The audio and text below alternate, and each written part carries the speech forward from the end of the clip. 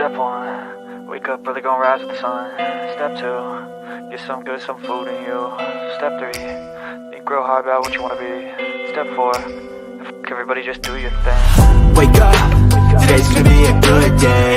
Wake up, today's gonna be a good day. Wake up, today's gonna be a good day. Wake up, today's gonna be a good day. Wake up, today's gonna be a good day. Wake up, today's gonna be a good day. Wake up, today's gonna be a good day. Wake up, today's gonna be a good day. Yo, set your affirmations, aspirations. I got shit to do, the aftermath of preparation. Good food, good mood, blood in circulation. One step at a time, yeah, that's how you make it. Set a goal you control and the steps you take them. I try to pick one thought, have some concentration. And if I make a mistake, it's called education. I try to do this every day, call it replication. Wake up, today's gonna be a good day. Wake up, today's gonna be a good day. Wake up, today's gonna be a good day. Wake up, today's gonna be a good day. Wake up, today's gonna be a good day. Wake up, today's gonna be a good day. Wake up, today's gonna be a good day.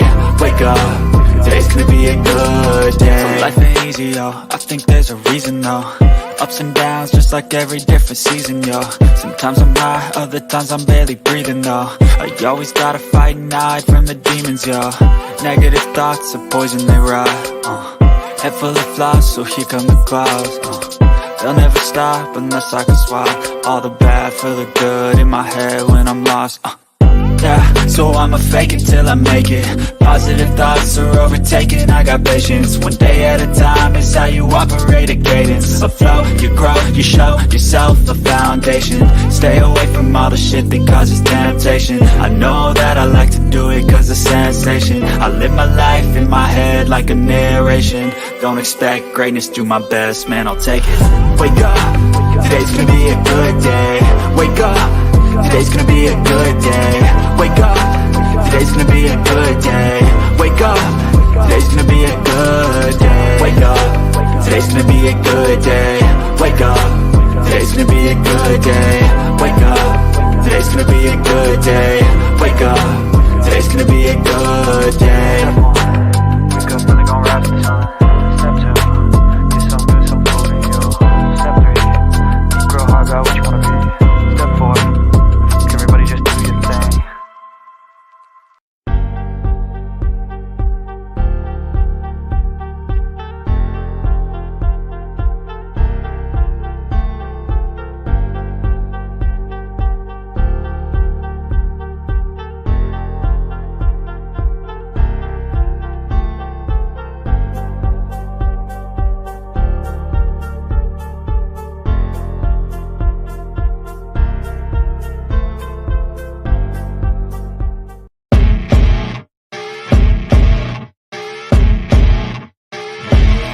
As you wake up in the morning, you want to find the latest, greatest information about criminal cases and have an intuitive conversation about the suspects associated with these cases.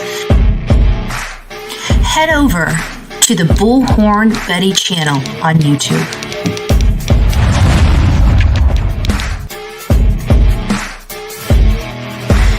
Breaking news right here on the Bullhorn Betty channel. Welcome to the Bullhorn Betty Coffee Club. Enjoy your stay and enjoy your day.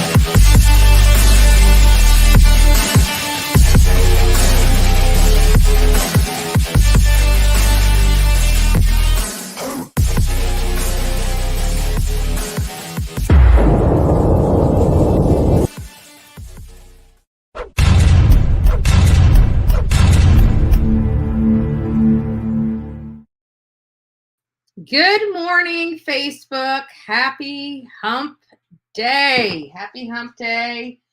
So July 6th, almost 7:30 on July 6th. Good morning, all. Sorry. Listen, guys, I got a story to tell you. So you guys know, sometimes I've been staying up a little later. I have to be honest. I've been staying up a tad bit later than I usually do. And I've been doing this because, since they changed the time, many of you know that's been following me for a little minute, that I wake up, I usually am up between 4:30 and 5 o'clock. Well, ever since the time changed and went into, I think, what was it, daylight savings time, I've been off. I've not have not gotten that groove back of getting up at 4:30, 5 o'clock every morning, and it's getting later. So as I wake up later, I'm staying up later. So now it's like this horrible cycle, right? Of just, so long story short, last night was the first night that I have gone to bed around the same time I used to go to bed, which was nice. So I was clunked out like at 7:30 last night. I'm an old lady over here, right? So I wake up this morning. I missed an important call.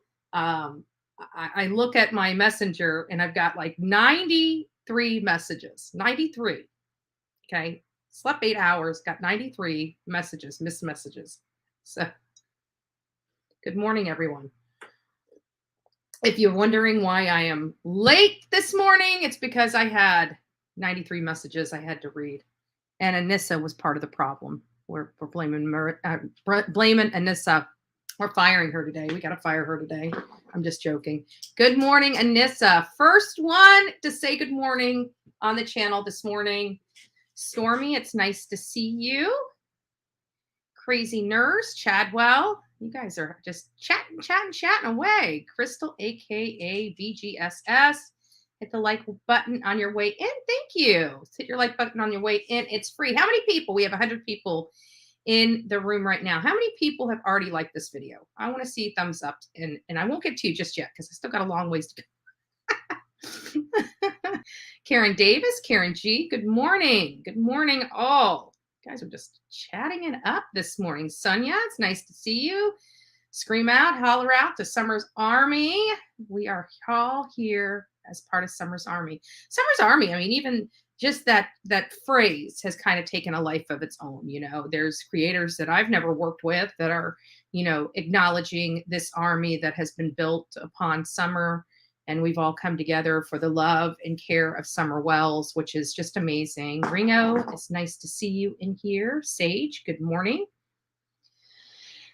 Giraffe Jackie, good morning.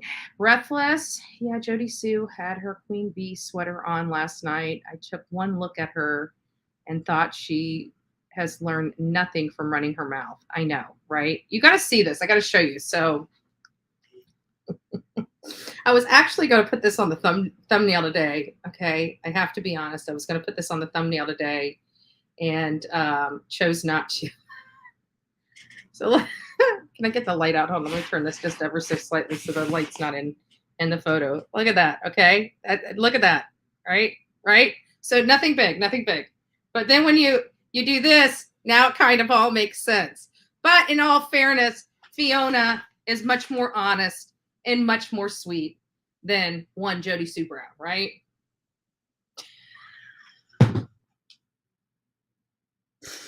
Oh my goodness, we're so bad. We are so bad. If you guys got a laugh out of that, I'm glad you did. Rhonda, Wendy, Amber, Texaholic, Nancy B, Lenny Bean. Nice to see you here this morning, honey. Margaret, Graham James, Kathy Burt. Nice to see you, Gigi for life. Oh, good. We've already got some hands up. If you guys haven't had a chance to like this video, go ahead and like this video. Apparently, I'm new on YouTube. I've only been here for about 7 months. And all the old timers out there in the streets are telling me that we have to get these likes up. That's what the old timers are telling me.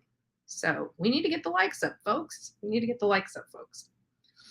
I decided to, we are going to talk. So many of you guys know that Con PI, James M. Terry, I do have an appointment set up for, because they wanted me to go online and fill out a complaint. When I called, it was literally, I can play the tape for you. I'm literally beating my head on the table here, because after 35 or 40 minutes of waiting to speak to somebody at the Florida Department of Agriculture in Tallahassee, I still was listening to the same message a half hour later. And I'm like, okay, I'm a trooper here.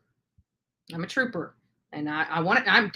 I'm talking to somebody. I'm not filling out a piece of paper online. I want to see, touch, and feel somebody when I bring in all this paperwork. Like I got a file right now, people that need to be talked to, that were victims, you know, the whole process of how this is all done, you know, because you know, he's playing games. Like, he's trying to say he's in Mississippi when we know he's not in Mississippi. He told us he's not residing in Mississippi. What is he doing? Commuting?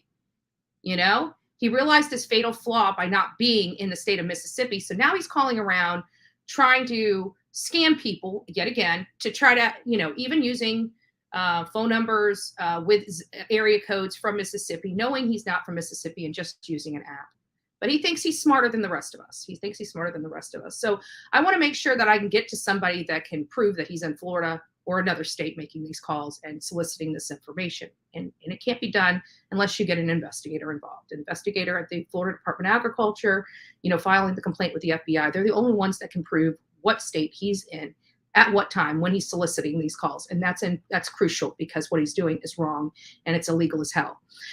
So we're not going to continue going down that rabbit hole. We don't want to give Doug, no thanks, you know, the biggest crybaby on YouTube today, any more bullshit. You know, he acts like a frat boy that has no common sense. And, you know, at the end of the day, it was proven. Now think about it. A PI that doesn't want to be found, teases his clients about how if you can't find me, you can't sue me, is very vague about his location, doesn't sound like a professional at all anyways. Like, all this stuff that he's done to try to keep from being sued is so telling that we can literally put it in a video and make a video of Jim's voice, from Jim's voice, of how he feels and what his professional conduct is. And I think just when people hear how he tries to dodge being served, how he talks to his clients, how he conducts his business, no contracts, no receipts, none of this stuff, I really do believe he's kind of caused his own problems and exposed his own self by his own conduct and his own words. And those will come back to bite him. So with this, I am stepping back. I'm not stopping what I'm doing for him, because I have the appointment tomorrow with the Florida Department of Agriculture. I have an appointment with the FBI to sit down and talk to an investigator. So it's at this point, we're going to shut up about it. We are going to let the law deal with what's going on. And when it finally comes to a head, we will make sure, and I'll keep you guys updated as I go through this process. We'll only have like a few minutes devoted to it, so you guys know I'm still working on it. We still haven't forgotten about it, and he's still a con man at the end of the day. So it doesn't matter how many times No Thanks wants to call me a moron. Those words will come back to bite him, because it's not about trying to convince the people. It's trying to convince the law that you're not doing something illegal. And I don't have to do that. All I have to do is make sure that the people that can do that have all the information they need to be able to do that. But what he's doing, and now not only that, but he did it to a family that has a nationwide, you know, this is a big case. It's a big news. It's the Dylan Rounds case where the FBI is already involved. And I'm pretty sure the FBI is already aware of this guy, James Michael Terry. So again, we're not going to keep going through this, but as information comes up about him, I will be going live to tell you what our progress is. For example, tomorrow when I meet with the Florida Department of Agriculture, I will put out a video of, you know, what happened, what their suggestions were, and we'll work from there. I'm also preparing a package for Mississippi, and I think I'm going to be working very hard and may need your help, because Mississippi is the problem. You know, well, I shouldn't say they're the problem. What they do inside their state is okay, but what this guy's doing is he's got to be inside that state to conduct business inside that state, and he's not. He's breaking the rules and doing his business outside of the state, and then telling people, oh, but I'm in the state, but I'm not, right? So there's going to be, you know, he thinks he's smart, but he's not smart enough. And just remember, Jim, when the FBI comes knocking on your door, it is illegal. You can be arrested just for lying to them. So I want to make sure that you know you probably don't want to lie to the FBI if you do get a visit by them. So even if you're doing nothing wrong, if you say you're in Biloxi when you were in Florida, you are lying to them, and vice versa. So I would hope that you do not lie to the FBI. Lying to the FBI in and of itself is a crime. So just FYI, wanted to give you a little legal advice. So with that, we are going to move on. I just wanted to let you guys know, why are we not honing in on him? Because Doug no thinks. He thinks he's smarter than the average bear because he's got this platform that he's utilizing this jerk off on. He thinks he's cute. He's not cute. He's despicable. I tried to help him and he spit in my face. So Doug, no thanks. When I supersede you in members and you scratch your head and wonder why you're struggling on your channel, it's because you're a jackass. You're disgusting. You're acting like you are the case of Dylan Rounds. The person on your panel is the one person the Dylan Rounds family can't stand the most, and you're patting yourself on the back. You're despicable. You're disgusting. And I can't wait until I prove you wrong. And believe me, I will. But again, I tried telling you this wasn't about me and you, but you made it about me and you. So now, if you're collateral damage, you're collateral damage. I don't care. I don't care.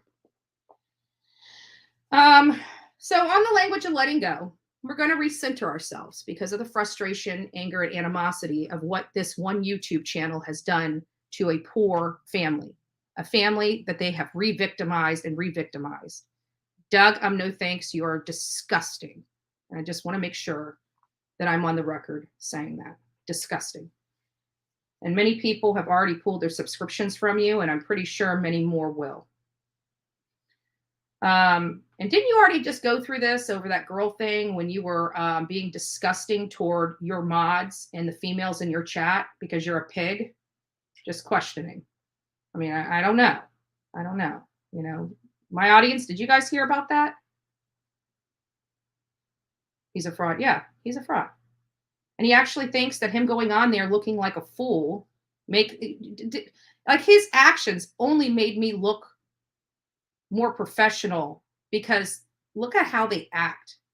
They can't even handle themselves in a dignified and professional manner. They're a joke. They're a joke. Go on there and watch some of their stuff. They act like frat boys. Who in their right mind, who of any kind of moral turpitude, moral character, is going to watch that garbage? And then he's posting, oh, we were on, thank you, ABC4. We were on ABC4. Well, it's kind of funny. Let me tell you this. Out of all the money that family paid to Jim, Conman PI, right? Why didn't he find the other property that James Brenner owned? Why was it some moron YouTuber that turned that over to the family? Why wasn't it this professional Conman PI that did that? I mean, I'm just curious. Why wasn't it him? I mean, he was the one being paid by the family and fired by the family because he does not know what the hell he's doing. But just, I mean, answer me that. Riddle me this. Why was it a YouTuber, the moron YouTuber, the one you've been making fun of for the last several days, find more relevant information that law enforcement can use than that doofus, Conman PI, talking about somebody's sexual orientation that may or may not be true? Just curious. Maybe it's because your con PI is just that, a con PI, doesn't know what the hell he's doing. But that moron you guys been talking about, though, that moron, JLR, he sure got the job done. Just saying. And turn that information over to the authorities and to Justin Rounds. So, well, I'm sure it got to Justin Rounds. He did turn it over to authorities, and they did not have that information, by the way, or know about it. Sometimes we get stuck. This is for July 6th. Let the feelings go. Again, I tell you, sometimes I read this book and it hits right on home to me, right? It hits. So let that feeling go, right? Is that feeling of anger and animosity towards somebody that's being a complete jackass? Is that it? Sorry for the profanity. I got to check it. I'll check my profanity. I'll put the $5 in the cuss bucket. Do I have $5? I got $5 on me. I'll throw it in the bucket. Let the feelings go. Oh, and we still, and I was going to purchase the private eye, but after reviewing that Doug had already admitted to having a driver's license in the state of Florida. Oh, but he's been moved out of the state for forever, right? That's illegal. You got to, you literally have at maximum 30 days to change your driver's license. So that doesn't cut the mustard. Nobody is going to have their driver's license in Florida if they live in another state. Think about all the problems that causes, from being able to cash a check to, if you get pulled over by law enforcement and you're giving them two separate names, you could get a ticket for that. So we know that that is part of the scam. Him being here in Florida, acting like he's in Mississippi, we know it's all part of the scam. And that's the way it's going to be presented to not only the Florida Department of Agriculture, but also the FBI. We will again get back to all that once we have the meetings with both of those groups to make sure that this man is fully held accountable for his actions. And again, if nothing happened and is all above board, I will come up here and say, guys, you know what? I will remove all the videos that I made about him if he's conducting himself in a lawful manner. But at the end of the day, he's still not a licensed PI, period. He will never, ever be a licensed PI. He doesn't have the qualifications or the credentialing to go in a state and go through the process to become a licensed PI. He will only be able to work in states, and he has to work in those states. For example, if he wants to work with Idaho, which has no security investigator laws from Mississippi, he can do that, but he can't solicit clients from the state of Florida. He can only do that from those states that don't have PI laws. And again, you're not a legit PI without being a licensed PI. You're just some unscrupulous person utilizing laws of different states to say you're a PI. There is a process that you can go and become a legit PI in Mississippi instead of just being able to skate under their laws, right? But see, Jim won't do that. He can't do that. They won't accept him, right? They won't accept him because he's an unscrupulous person. And he doesn't have the proper qualifications to do the job. End of subject. That case has already been proven.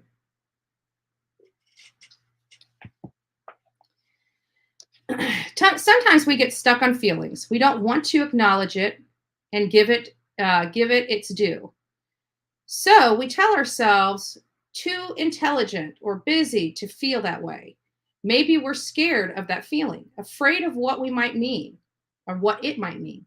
We think if we feel that way, we'll have to do something we don't want to do. We're afraid the feeling might mean we have to change. Or we think the feeling will mean we have to face the loss of something we value in our lives and don't want to lose.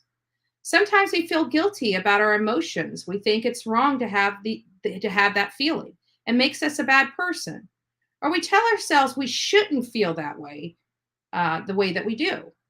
We can become so used to a particular kind of feeling, such as anger, resentment, or fear, that it becomes a comfortable and familiar way to view our world.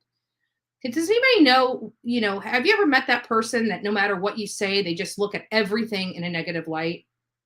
That's kind of what they're talking about here.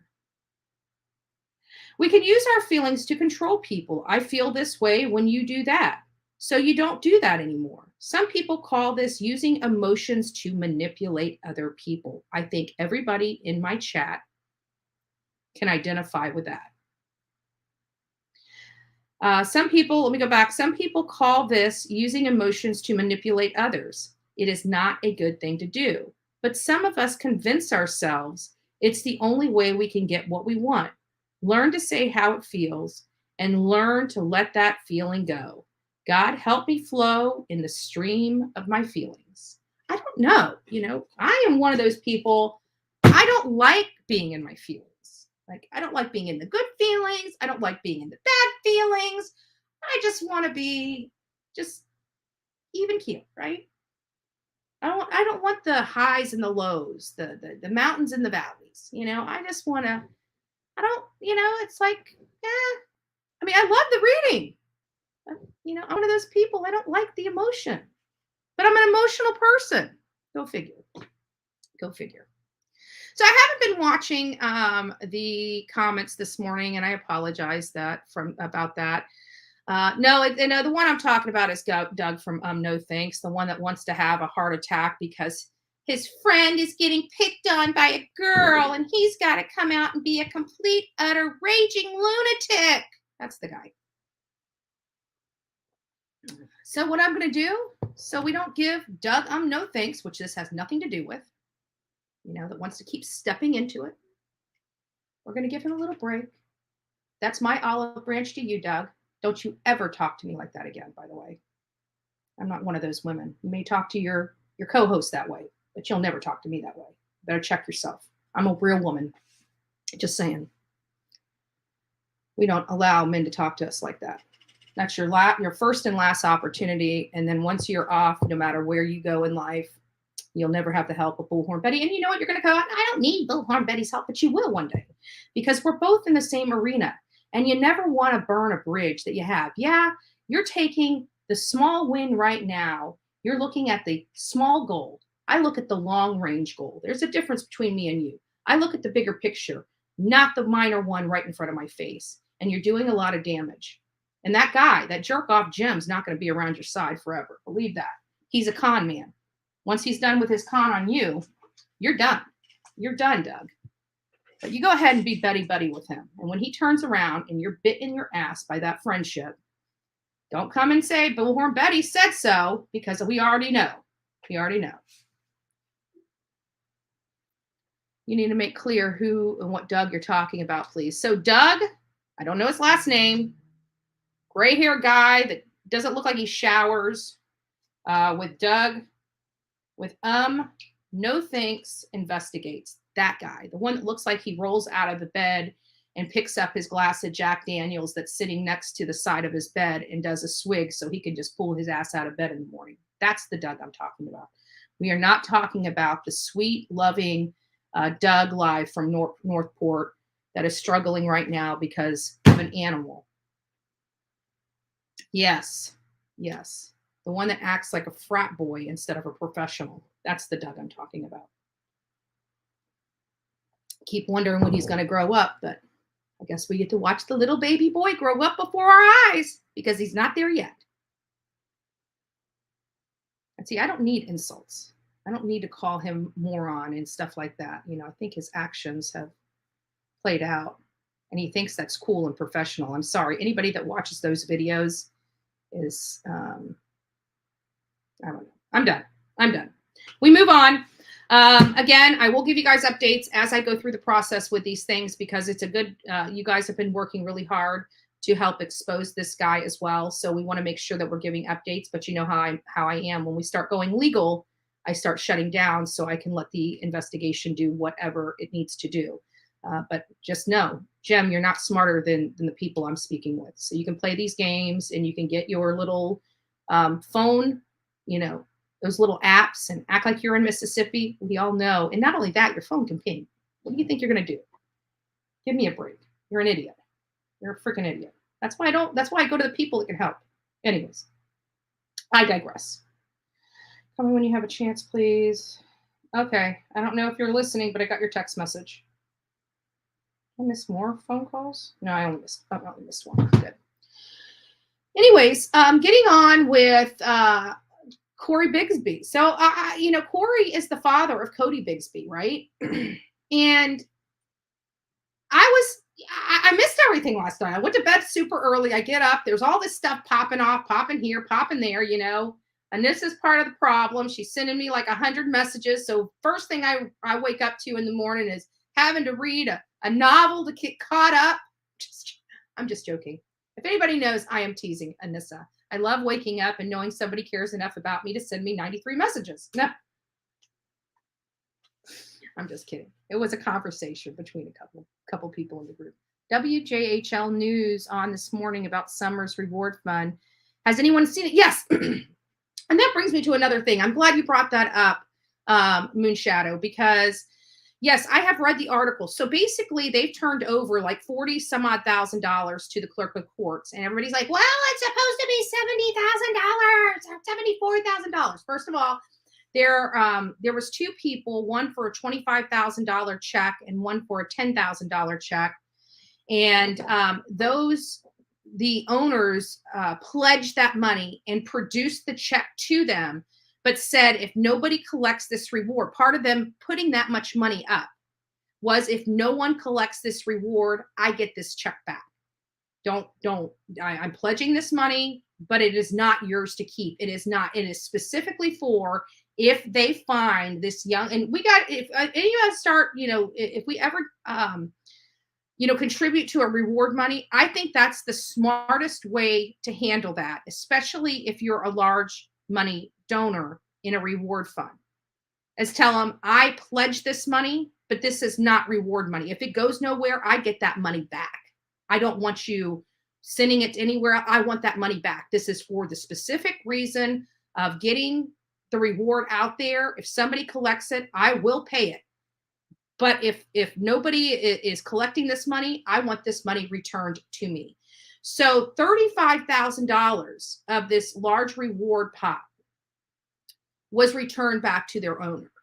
So I want to make sure that, we are being fair with our analysis of what transpired with this reward money. A lot of people are screaming, bitching, moaning, and groaning about why is it only $40 some odd thousand? Why is it not the 74 or 76,000 or whatever the reward money came up to? And it has a lot to do with the $25,000 check and the $10,000 check. Now, there's a whole nother issue in and of itself, which is the reason they sent it over to the court. And I think that there is a legit, but in my opinion, scheme to try and collect that money back to the Churchill Rescue Squad. And if that's the case, I hope they donate that money like they're supposed to donate. So what happened is there was a couple of YouTubers that did drives, how we get together and we fundraise on our platforms. Well, the Churchill Downs never authorized those fundraising efforts. They never authorized other YouTubers. So if we were to have done a fundraiser for Summer Wells for the reward money without their authority to do so, it calls into question about the legitimacy of this money toward the reward fund. So I'm very curious as to why they're bringing up these. It's like, I want to say maybe $24,000 respectively, if I've got my numbers correct. I could be wrong about the money, but it is, a significant, over $10,000 that they're saying these people didn't have authority. Now, mind you, this is a year later. Why did they address this stuff up front? Not back here, but because they can't find the actual person and it was the YouTube page that sent that money, they're saying that they're not sure that that money should have even gone to the reward fund. And it sounds to me like they're playing on maybe their laws in their state to take some of that money and put toward their own, which in all fairness, everybody out there, it's a poor state, it's a poor area. If, I can see where they're seeing this pot of money and they're wanting to do it lawfully, but it seems to me that this might be a play on trying to get some of that money back to them, saying it should never have been in the reward money to begin with. We couldn't accept it for the reward money because we didn't authorize them to do these reward campaigns. And I'm thinking, well, it doesn't really matter. You don't have to authorize them. And just in my opinion, now I don't know Tennessee law. This is not fact. I don't want all these clip channels to say, oh my God, Bullhorn Betty said this, and that's just not true. I'm not, listen, guys, not everything I say, it's my opinion. Folks, come on, relax, right? But it seems to me that that's what somebody else does as their business practice to raise money to contribute as that business. To me, does not mean, it doesn't, no, it's actually 40,000. I got the report here, and they gave us the report. It did sound like it was 32,000. Are you talking about for, who knows? Are you talking about the money that they're questioning or the total funds? Because I looked at the article and it said that $40 some odd thousand was transferred over to the clerk of the courts. So, and they cleared out the whole account. Are you talking $32,000 is the one that they're arguing about, whether they had the ability? I'm not sure. Who knows? I'm just trying to make sure I'm accurate. And I have to go from the news article because that's all I have. I have to call to the clerk of courts and confirm the amount that was proffered over to the clerk of courts. I have not done that yet. So, based upon the article, it's 40 some odd thousand. But there were some YouTubers that collected. Now, if Bullhorn Betty wants to make a donation, I don't know how it's any business of Churchill Rescue Squad, how Bullhorn Betty channel makes that donation to them.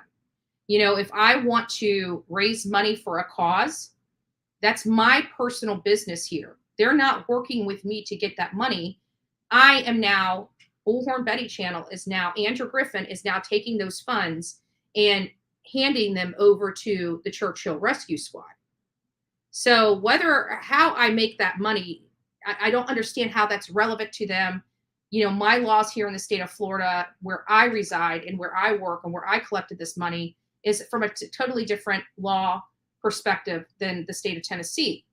So it's like, I don't, it's hard even for me, being a legal professional, to kind of understand where this is all going. But it, to me, feels like they are trying to say, put question mark on some of these larger sums, as to saying they should have never been in the reward fund to begin with. Those were donations to the Churchill Rescue Squad. You see where I'm going with this? I'm kind of looking at it from that angle. It looks to me like they're trying to get some of that money to go back into them, because they're saying there's an issue with it. There's an issue that should never been in the reward fund.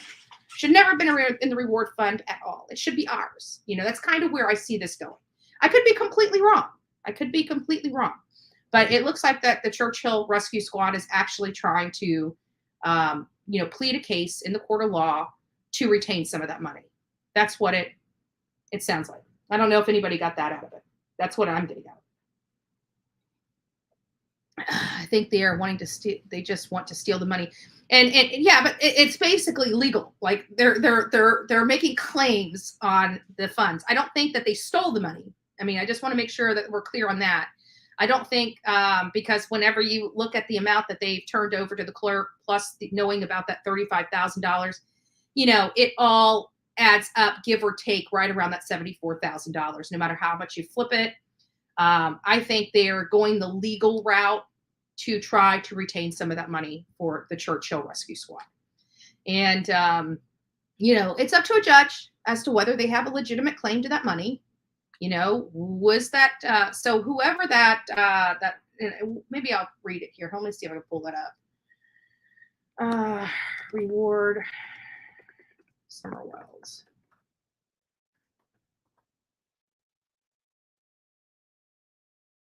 Okay, this looks like it right here. So let's see. No, it was earlier on. That's not the right. 18 hours ago. Okay, here it is. So I'm just going to read it to everyone. We'll pop it up on the screen here so everybody can read with me. And thank you, by the way, to our newest member. Our newest member to this channel is Breathless. Thank you so much for loving this channel and supporting this channel. I appreciate it. Papers were filed by donors and Carol saying it was a scam. I'm not sure who Carol is, but I don't believe it was a scam. And it looks to me that they're doing like it looks to I know some people, may not agree with my analysis, and that's okay. We can have differing views. It appears to me, Tracy, yes, she dirty deleted. So I'm not. Is it true Jodie Sue's Facebook shut her down? I don't know if Facebook shut her down or if she realized there was too much information on her Facebook page and people were starting to go through it. She has been running amok on the streets of YouTube as well as the streets of Hawkins County. And she is just a real, I don't know. We got to just, really hone in. I don't believe a damn thing she's saying. I really don't. I just don't. I'm sorry. Sorry, folks. You can't force me to believe her. You just can't. I don't believe a thing comes out of her mouth. I just don't. Nothing. Do I believe something happened to Summer, that there was a lot of stuff going on that hill? I absolutely do. You know, and it sucks because I believe it's so much so that it's hard to dismiss Jodie Sue Brown with that ridiculous claim, right? Because it wasn't ridiculous. It's what we've all been thinking. But with it coming out of Jodie Sue's mouth, I do not believe a damn thing. It almost makes me believe it wasn't happening because it came out of Jodie Sue's mouth. I just don't trust her, and I don't like her. I think she's just a nasty, foul-mouthed woman. She has no couth. We only have 50 likes. We have almost 260 people in the chat, and I've got, okay, well, I'll just sit here and twiddle my thumbs. I've never seen anything like this. Poor Summer. Absolutely, Moonshadow. I have to agree. Prayer for Summer. Guys, if you guys haven't gone out to the chat, out of the chat and thumbs up this video, please do so now. This, you know, we do go through a lot of stuff. We do have a lot of things going on here. We got videos we put up, a lot of work that goes in here, crazy thumbnails we got to put together. And then we have to have a conversation. And then I got to open the phone lines so you guys have your ability to have your words, your voice heard on this channel. Oh, we got 110 likes. Okay. Now I feel a little better. Thank you. I appreciate it. She's a day late, $1 in the dollar store. Always. That's wonderful. Love it. So just to explain this, we're going to read this. I've got it popped up for you guys so you guys know what is being said here. So the donations that they had in the actual account was $40,305.47. That was what was in the account when they turned this all over to the court. So Rogersville, Tennessee, in a Thursday court filing, the Churchill Rescue Squad, CHRS, formally requested to freeze donations into the Summer Wells Reward Fund and to surrender the current total to the court. According to the Hawkins County Chancery Court documents obtained by News Channel 11, multiple defendants have been named in a petition for declaratory judgment that determines the fate of the funds. The petition was filed with a lead statement to read as follows. Let me pull this down. Okay, it says, "This is a cause which implicates the phrase, 'no good deed goes unpunished,'" which is pretty sad, you know, that the Churchill Rescue Squad, you know, were trying to do. Remember, they were the ones out there scaling these mountains looking for Summer, by the way. So I've got no issue with them. I know there's a lot of my counterparts out here on YouTube that, you know, this money was for Summer. It was absolutely hers, and, you know, it should go to the reward fund, you know, whatever that may be, right? So, and it's sad that they put that in an actual legal document, but I can kind of feel their pain. You know, it's not like the streets of YouTube have been very kind to a lot of the professionals in this organization, you know, and I'm part of that. So I'm not pointing my finger at anybody else for doing something that I myself have done. I'm just, you know, being fair here with the commentary. That's what I'm doing. I'm being realistic. I'm being truthful. This is how I feel. So this is a cause which implicated the phrase "no good deed goes unpunished" as a sardonic commentary. Hopefully I spelled that right, because people will butcher me for that.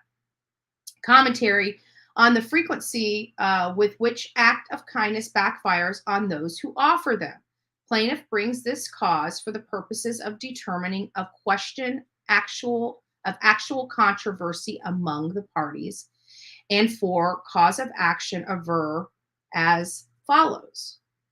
Aaron Irwin, an attorney for Lewis Schultz Davis, said declaratory judgments are used to settle issues not fitting a standard lawsuit. They want to give relief to everyone so that they know what their rights and privileges are. This is where I'm coming in and saying, you know, it's starting to seem like they're asserting a claim to the money. That's what it sounds like to me.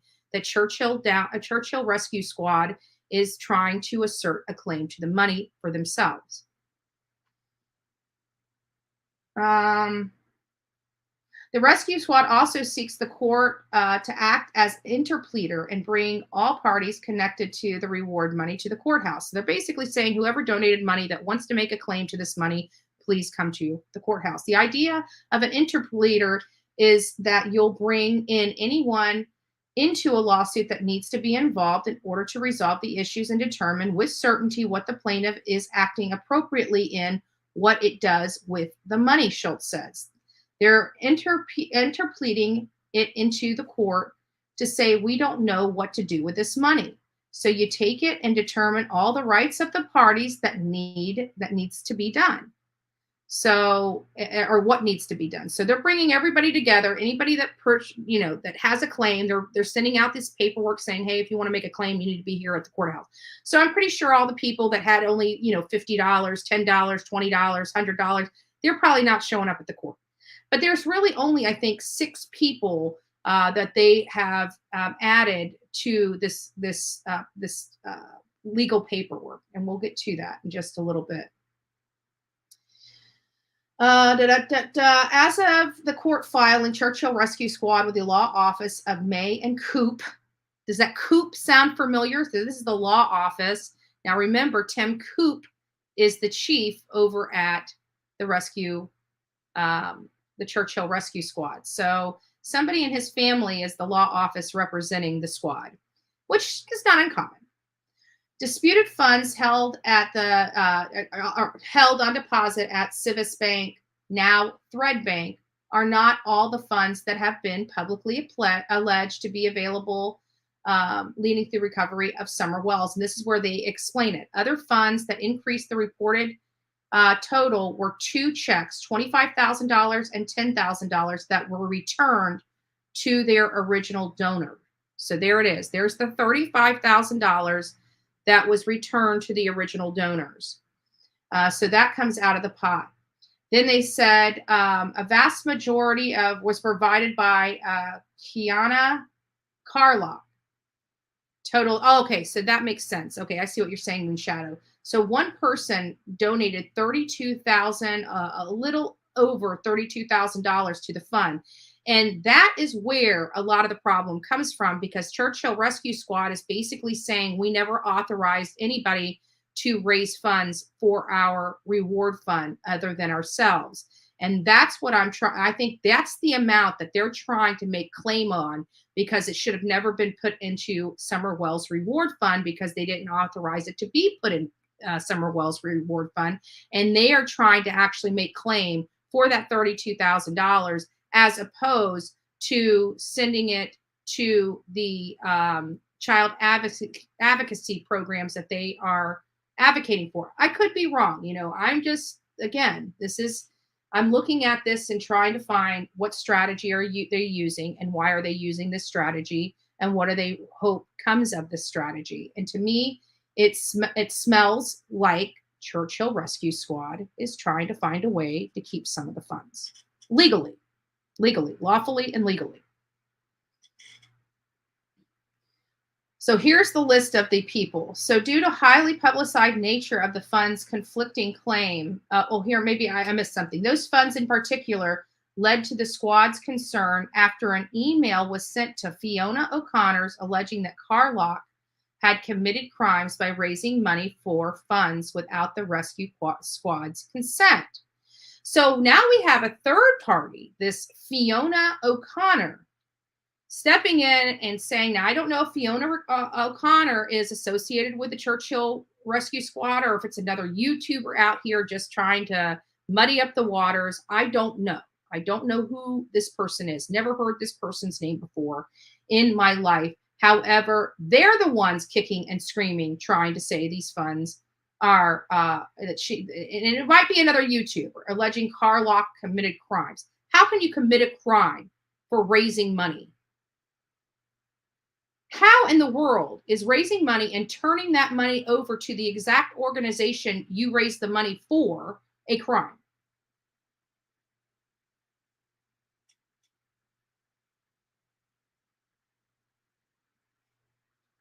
So, Shannon, what happened to the funds is there were $35,000 that were pledged by checks that were returned to the owner. So if you reduce that, and the total amount, this is just one, the total amount in the account was $40,305.47.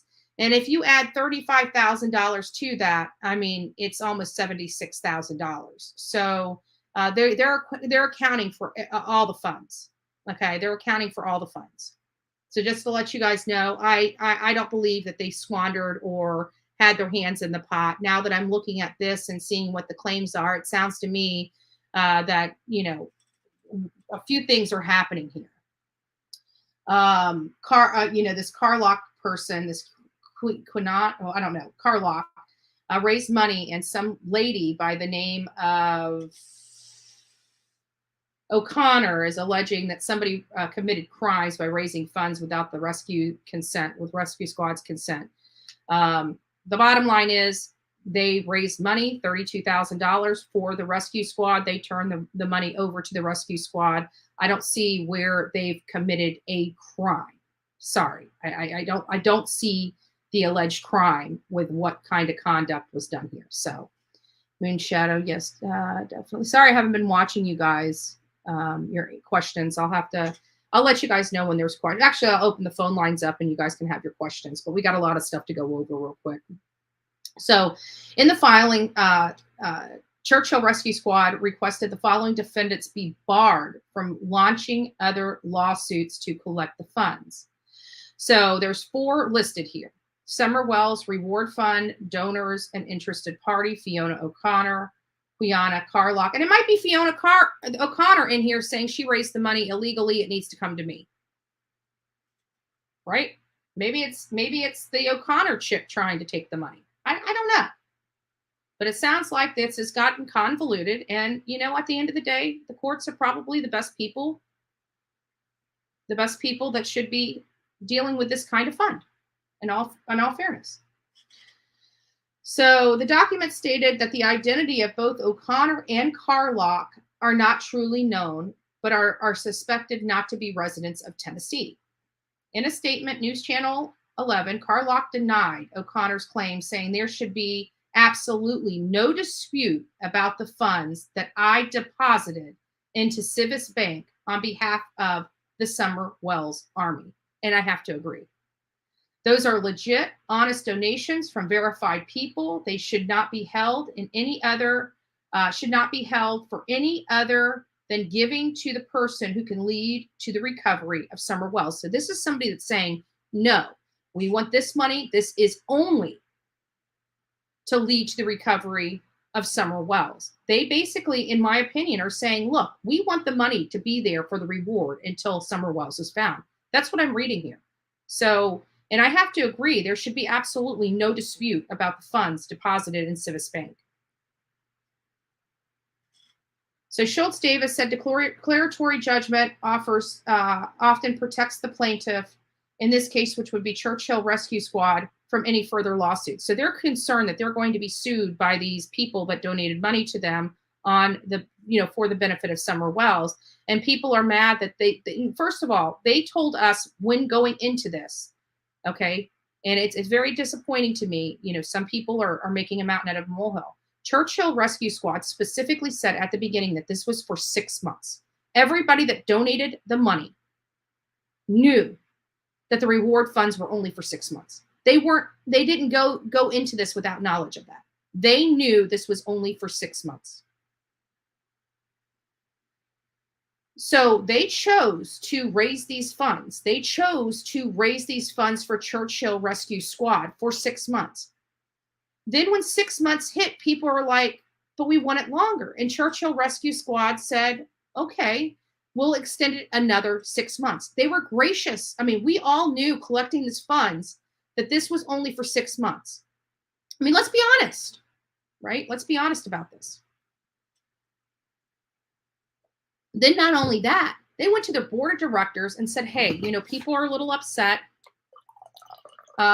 People want us to extend it another 6 months. They don't feel like the reward was out there long enough. What do you think? They said, okay, that sounds fair. Let's go ahead And let's make sure this time we state exactly what we're doing with the money after the 6 months ends. So they came out and said, we are extending it. Then we will be moving it over to an advocacy program for kids, a group for kids that can help kids further. Everybody was like, okay, we got it for another 6 months. Yay. Right. And then the 6 months, her 1 year anniversary or 1 year milestone of her disappearance came around, and everybody is freaking out about this money.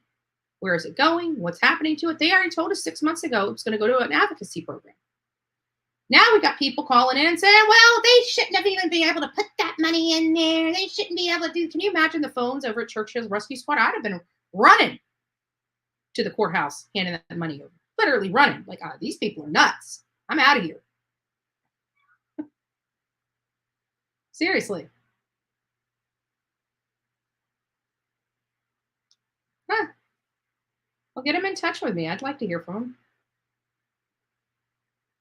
Good morning, Guidance. Nice to see you, Smiley's Story World. You're in here. Good morning. I didn't see you. Sorry about that, love bug. Hope you're doing well. Smiley's Story World was out there at our vigil, so I actually got to meet her. A really lovely lady. So it's nice to have you here. Thanks. Tiffany showed the court papers yesterday on an 8-hour live starting at 6:45. It's named 3 defendant and Q. Oh, that is Q. Yeah, Kuwana. Yeah. Enhanced life path named on the paperwork. The other lady, I can't remember. And the other lady was the O'Connor lady. So they're just making this into a huge ordeal. And sorry, but, TM needs to chill. She really does. I'm sorry, guys. I try my hardest to be kind and courteous to people, but she hasn't been so kind and courteous to me. And I know she was in JLR's chat yesterday. If you guys didn't notice, he went live yesterday. And she was in his chat. And I'm just thinking all the stuff that you've said about him. He's so nice. And he's just a nice guy, right? I wouldn't be like that. I'd be like, what are you doing here, We could all learn a little bit from JLR. I can be honest with you. I learn stuff from him every day, and I don't. I really don't know how he keeps a calm. Like, I'm just, he lets things. Like, he's a duck. He literally, like, I try to be a duck. There's a difference. I try to be a duck. I try to let things roll. But sometimes some of that water gets rolled up on my feather, right? It won't come off. I start getting a little frustrated. He just lets it all roll. He doesn't let anything bother him. I don't know how he does it. Maybe it's because he's a man and I'm a woman. I don't know. I digress. But TM's in his chat yesterday. Now, mind you, she said some horribly despicable things about this man, but she's up in his chat. And he's being courteous to her. Never said a mean thing about her. But I guarantee, as soon as she has an opportunity to shove another knife in that man's back, she will absolutely do so. And that is exactly why I want nothing to do with her. Because if I don't know where the knives are coming from and don't know which angle, if I have to worry about knives, I got nothing to do with you, right? So I'm the Wicked Witch of the East Tennessee, Miss Robin.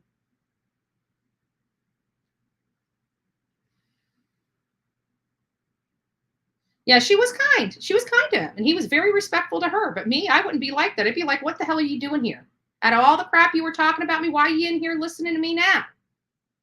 Ain't got nothing nice to say about me before. But now you want to come in here? Okay. But he's all about, yeah, I'll leave it. I'm not getting sidetracked. So many of us have been all over YouTube talking about Jodie Sue's claims. I've had, I just ran. Why you keep lying to everybody? The crap is getting thick up in here in the room of Jodie Sue Brown, right? And so I'm sitting here thinking, like, this woman can't quit lying, and then everybody's freaking out, blowing my phone up. Did you hear what she just said? So I went, oh, you have got to be kidding! I don't know what in her small mind actually thought that statement would work well for her. I have no earthly idea. But she is out there, right? saying that she knows Andy did this. So then we hear Crime Story Obsessed, right? I love Emma. Emma, I haven't seen you in here for a while, just letting you know. I noticed. No, I'm just joking. So Emma with Crime Stories Obsessed has a source, right? And we all have our sources. And somebody let her know that Jodie Sue Brown was called into Hawkins County Sheriff to answer some questions. Well, my statement when I heard that yesterday was, what took you so long, first and foremost, right? What took you so long? I look at Don B. Don B is on there, what a nice guy. We got off on a lot of people when I first came out here got off on the long, but I got to say, he's a nice guy. He's a nice guy. I like the way he talks. He seems very, he felt, I feel his heart in this. I don't know how many people watch Don B, but if you watch him, you feel his heart. You usually don't feel vibes through the computer. I usually only get vibes from people. Like if I'm around, that's why I like going and meeting with people. I don't like having interviews online. I like being in front of their face. I like being in front of their face. I get the vibe. I know where the conversation's going. I can feel all this stuff going on around me, right?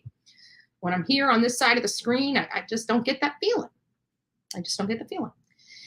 And so, but Don B is one of those people that just really resonates with me. I like the way he talks. I like, the way he acts. I like how calm he is. And, he really he says what he means. He means what he says, and he doesn't say it mean. I mean, he has. I remember he was cussing Bullhorn Betty one day. First time I met him, I'm like, who is this crazy man? What has he got a beef with me? What did I do to him? Yeah. But I'm glad we're past that. And, but, I watch him, and he's very authentic. It's a perfect example. Thank you, Linda. He cares, but you can, but the crazy thing is you can literally feel that through the screen. He has a way of making you feel that through the screen. Just kind of like my therapist, White Rabbit. I don't know how she does it, but you feel the good vibe from her, right? She is my therapist. I haven't been to my therapist in a couple days. I had a therapy appointment. I saw it pop up, and I didn't go to my therapy. I feel bad. It makes me feel gunky. I need my therapy. So, but yeah, good stuff. And he's even questioning it. It's like, the problem I have is not, we will never know. I mean, even at this point, I'm not sure. Even if Summer was found tomorrow, we will ever know. I really don't. I don't know if we will ever know whether that aspect of that child. We just assume. Unless somebody that witnessed something like that happen, we're just assuming. And I think that Jodie Sue preyed on all of our theories when she put that statement out, because many people, she did it vindictive. Her vindictiveness looked real. So that means to me, because I was wondering, I wonder if her and Andy are, kind of playing the system. Many people hear it on YouTube where people create a fight to bolster their views for the drama and stuff. And everybody is got their eyes on Andy and their eyes on Jodie, back on them, making them money off doing despicable things and being involved somehow, way, or form in some sort of abuse that was perpetrated upon the children at 110 Ben Hill Road. And they're now cashing in. And I was even questioning, is this done because of is this their new scheme? Creating the drama between them so they can keep all that funds coming to them as opposed to anywhere else. It's just, the conspiracy theory does come out in me. Is it possible? Of course it's possible. Of course it's possible. But is it something that they would do? And I think it would be. I absolutely, hands down, think it would be. I heard, haven't watched Jodie Sue Brown in a few days because I think she's a despicable woman, and I can't stand to stare at a screen with nobody talking. It's boring for me. I don't know how 200 people in the chat can handle, well,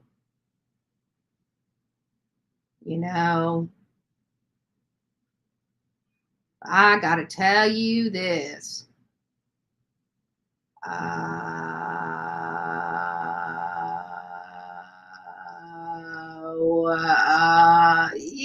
Yeah,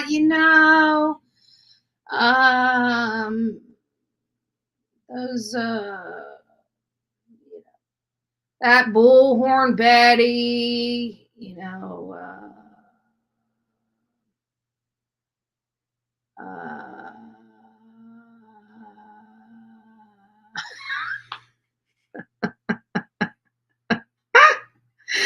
I am sorry. Cher, you might have to speed me up to 1.5 so I sound normal. So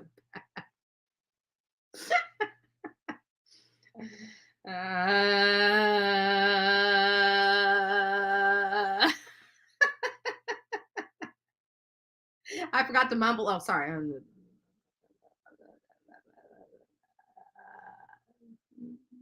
Oh, here, hold on. Let me start. No, I'm not going to bore you guys for 10 minutes. Stare at the screen.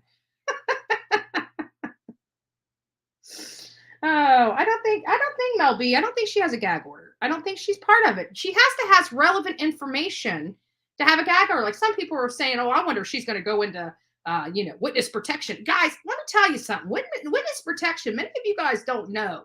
Witness protection is like for the, your life is in danger. Like you're about to be, you know what I'm saying? And it's from some really tough people. But the other nuance to that witness protection is it's got to be a person that they want to find and get, right? You're not going to go into a witness protection because you might get your butt whipped or, might have to deal with a fight. You're going into witness protection because you're about to lose your life, right?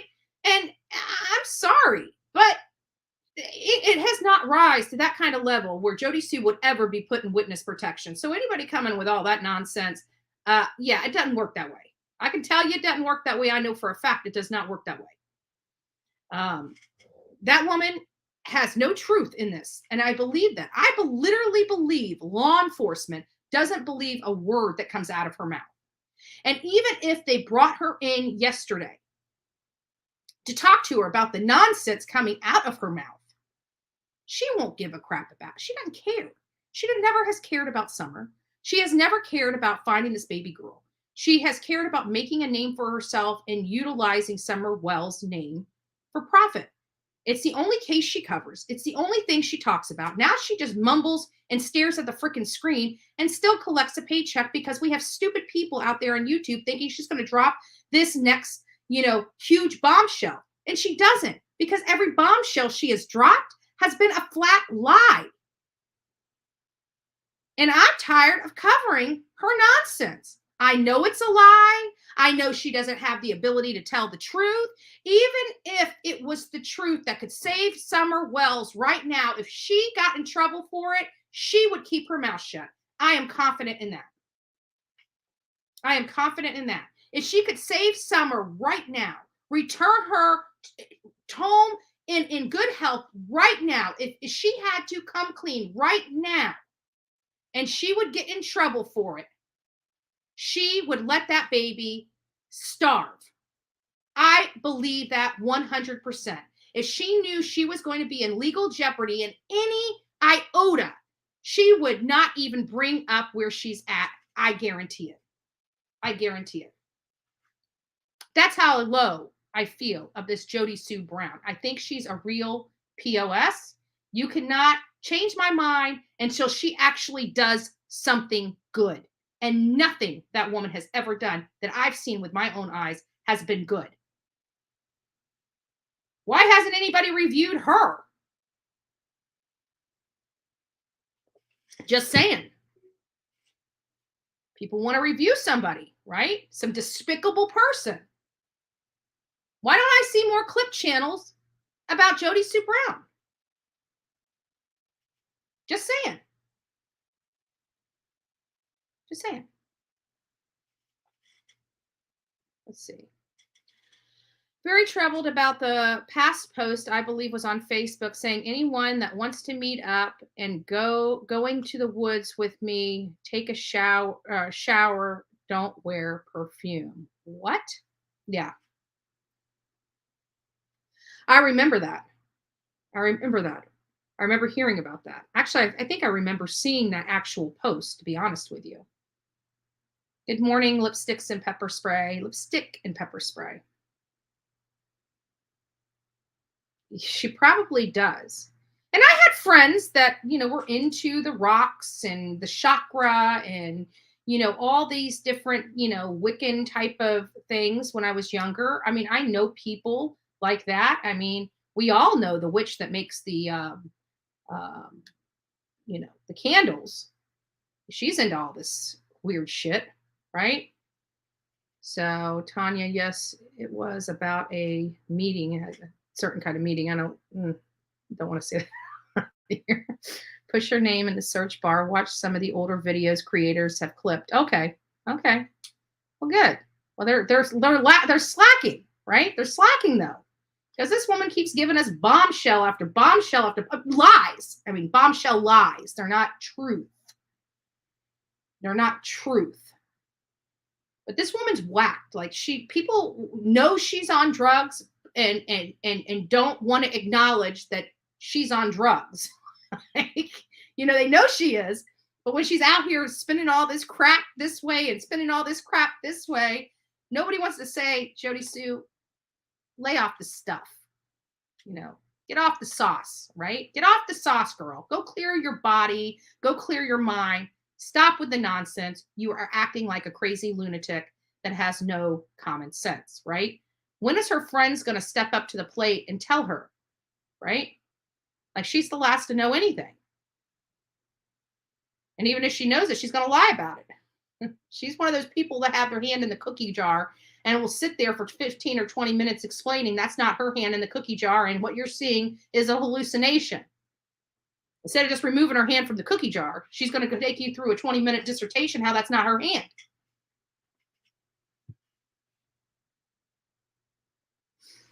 That woman is so whacked, like literally whacked.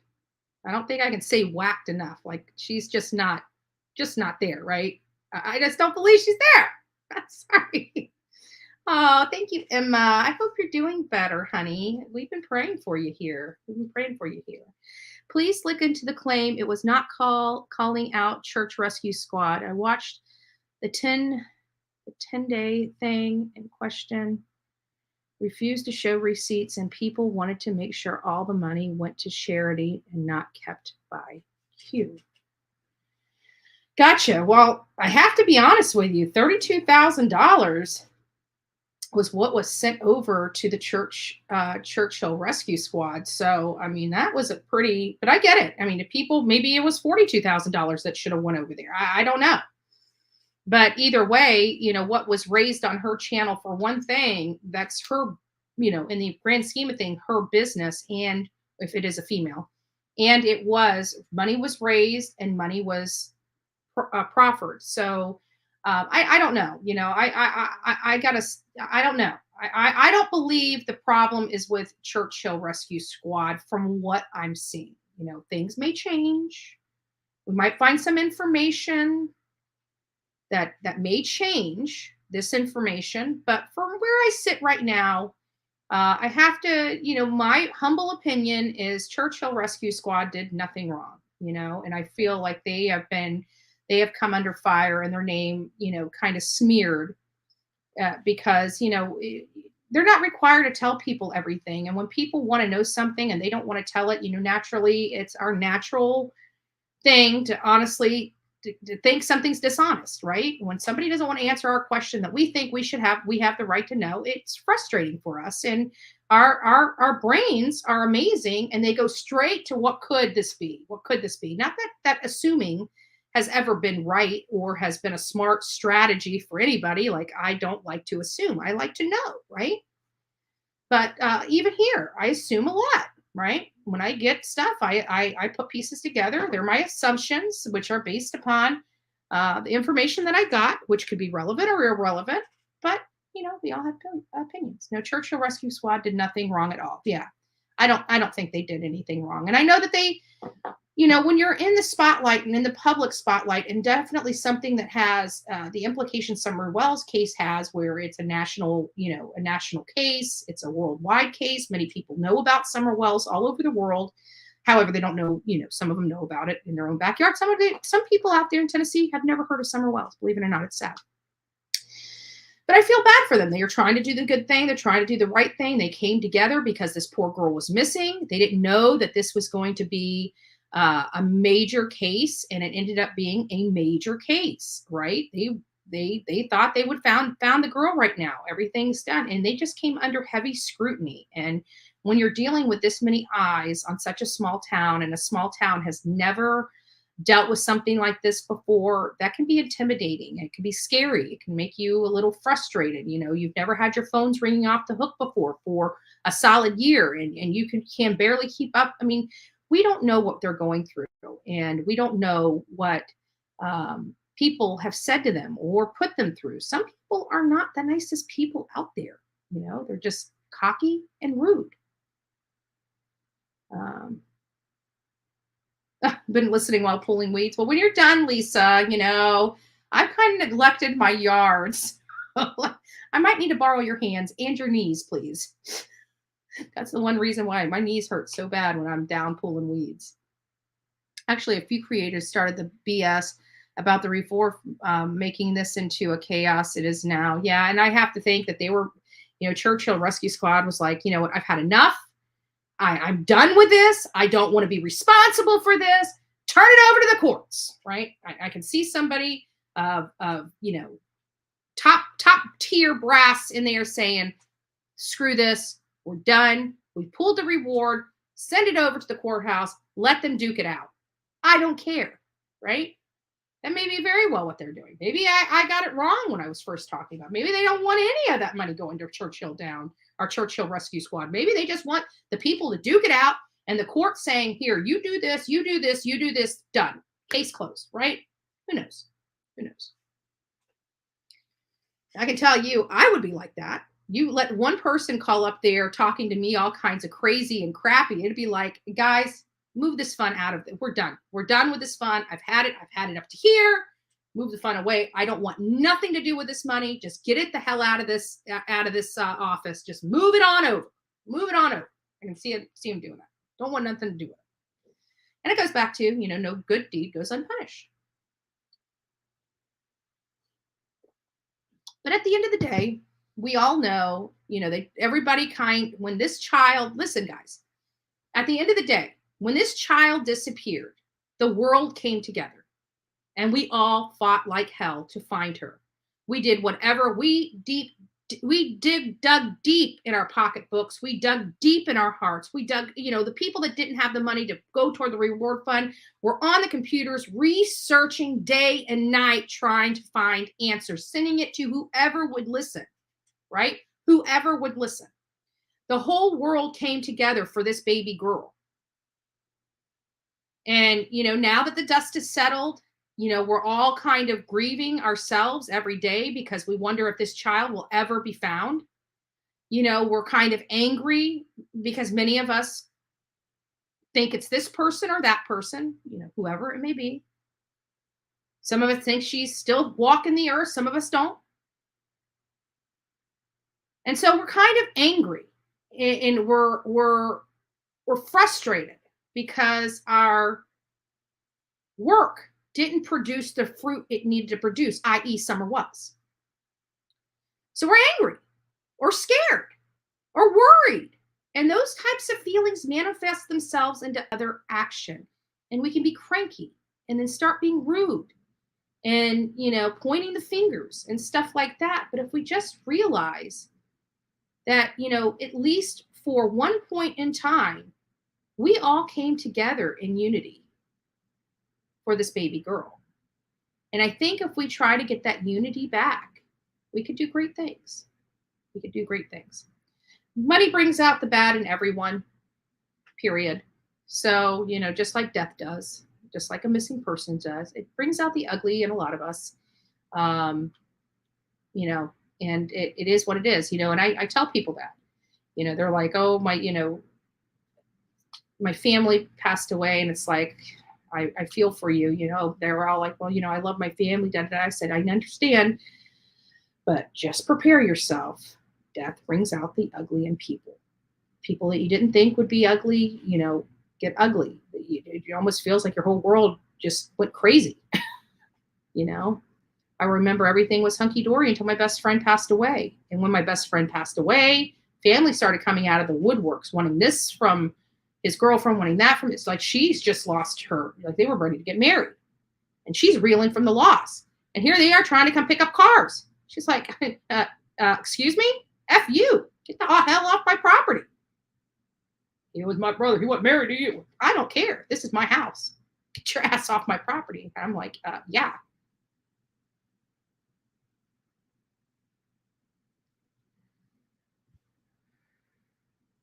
Yeah, if YouTubers just showed a spreadsheet with all the names and donation, there would be no issue. Well, listen, you know what would be no issue is people just putting the link for the fund itself and not personally collecting the money.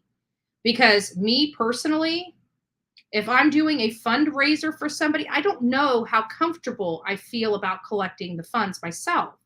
Because think about it, especially if it's to a 503c, you're raising your money to a private person. I mean, let me just give you a little bit of tax advice, okay, from a non-tax expert. This is just, I used to work for a CPA. I did do that many years. But if you yourself are making a donation to the Bullhorn Betty channel, to Andrea Griffin, right? I am not a 501c3. You get no tax benefits from the money that you give me. And then when I turn around and hand that money over to a 501c3, guess what? That receipt's going into Andrea Griffin's name. That means I just collected those funds and I just got that tax benefit because now I am releasing my money to a 501c, or whatever it's called, a nonprofit organization. So if you gave me $10,000, you have to pay taxes on that $10,000. However, if I take that $10,000 and give it to the nonprofit, I get a tax credit for that. So I'm not sure how comfortable I would be with collecting those funds. Could I do a fundraiser? Absolutely, would be happy to do a fundraiser. But if a fundraiser is to a specific organization, I'm not sure how comfortable I would feel about collecting those funds under the Bullhorn Betty channel, as opposed to putting the actual link to put those funds directly to that. It would have been a fundraiser, if it's a check or something. I mean, if people wanted to send me money and say, please, write this check, like if it's $10, people don't care about tax credits and things of that nature, probably not even worried about it, right?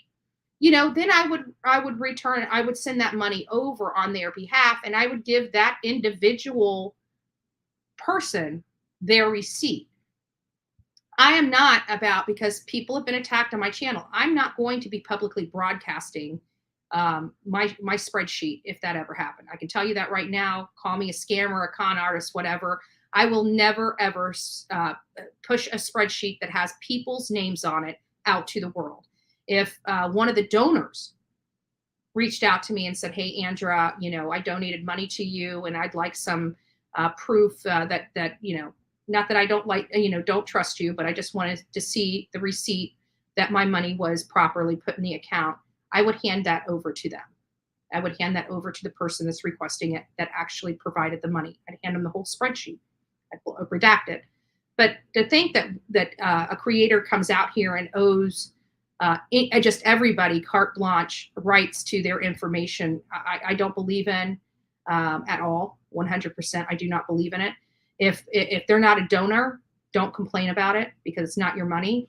And if you are a donor and you have questions about it, you reach out to that person and you deal with that, right? You have them provide to you. I don't like, because I can't stand it whenever I go in here and it's like, somebody's complaining about something I did. It's like, wait a minute. First of all, I know who you are. You don't support this channel. You don't support me. You don't like me. You don't like anything I talk about. Why do you feel I owe you a damn thing? I owe you nothing. I owe you nothing. You know who I owe on this channel? The people that come in here every single day. That's the only people I owe a damn thing to, right? I owe a damn thing to my audience, to the ones that support this channel, and the ones that support me and want to see good things happen and see this channel grow. Those are the only people I owe a damn thing to. You think I owe Joe Blow hater over here a right to my finances or my receipts or anything? No, I don't. I owe them nothing. I owe them nothing. Right? They're not here. They don't support us. They don't put money into the pockets of this channel. They don't watch videos. They come in here. I owe them nothing. Nothing. Have Karen Davis, Sepsis Kills call here and say, hey, I donated money for this cause and I just want to, can you show me that you send it over? Be like, here you go. Right? Because they're here. If they need that confidence, here you go. They are who I owe a response to. I don't owe a response to these haters. Say what you want. You do it anyways, right? I could be running out of a burning building, saving a baby, right? Saving a baby. And tomorrow they'll be saying I'm the arson that started the fire to go save the baby. You see what I'm saying? Nothing I will do for some of these people will ever be good enough. So I can't, I'm not focused on them.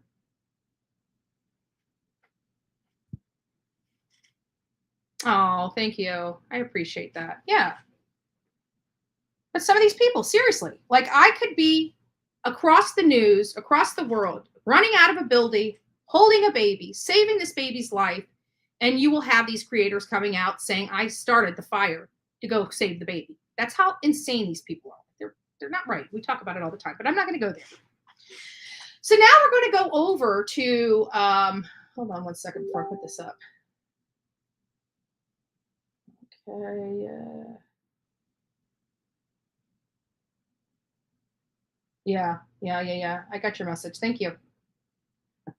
You know who I'm talking about. You 293 messages, people. You know who I'm talking about. Okay, so let's get on to here. Like many of you guys know that Cody Bigsby is a case that I want to cover. I feel like he has not gotten enough attention. I believe, peanut butter and jelly. Nice to see you. That he has not gotten enough attention. Nobody's been out there searching. I mean, I shouldn't say nobody. They have a whole community out there, local community out there that loves this little boy and has not stopped searching for the little boy. I want to make sure I'm very, very clear on that. These women are beautiful. They have just donated their time. They come under a lot of criticism and hate for doing what they're doing, which is sick to me. I don't know what's wrong with YouTube when you dog somebody actually trying to help.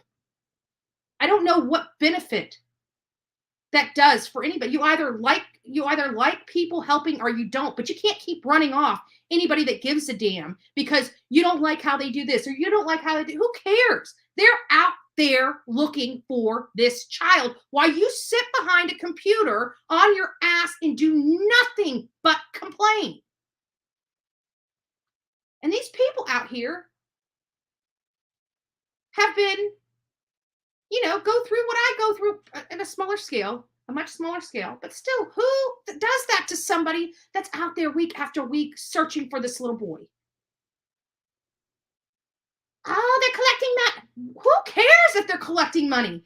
They've been out there for 6 solid weeks. If they need freaking gas money and food and water, I don't care how much money they make. Give them the supplies that they need to continue to go out there and to continue to look for this little boy.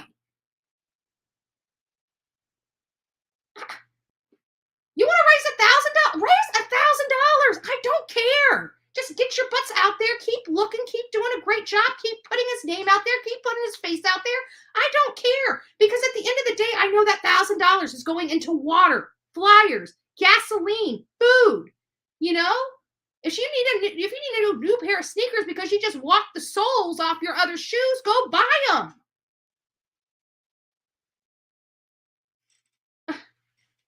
I don't care.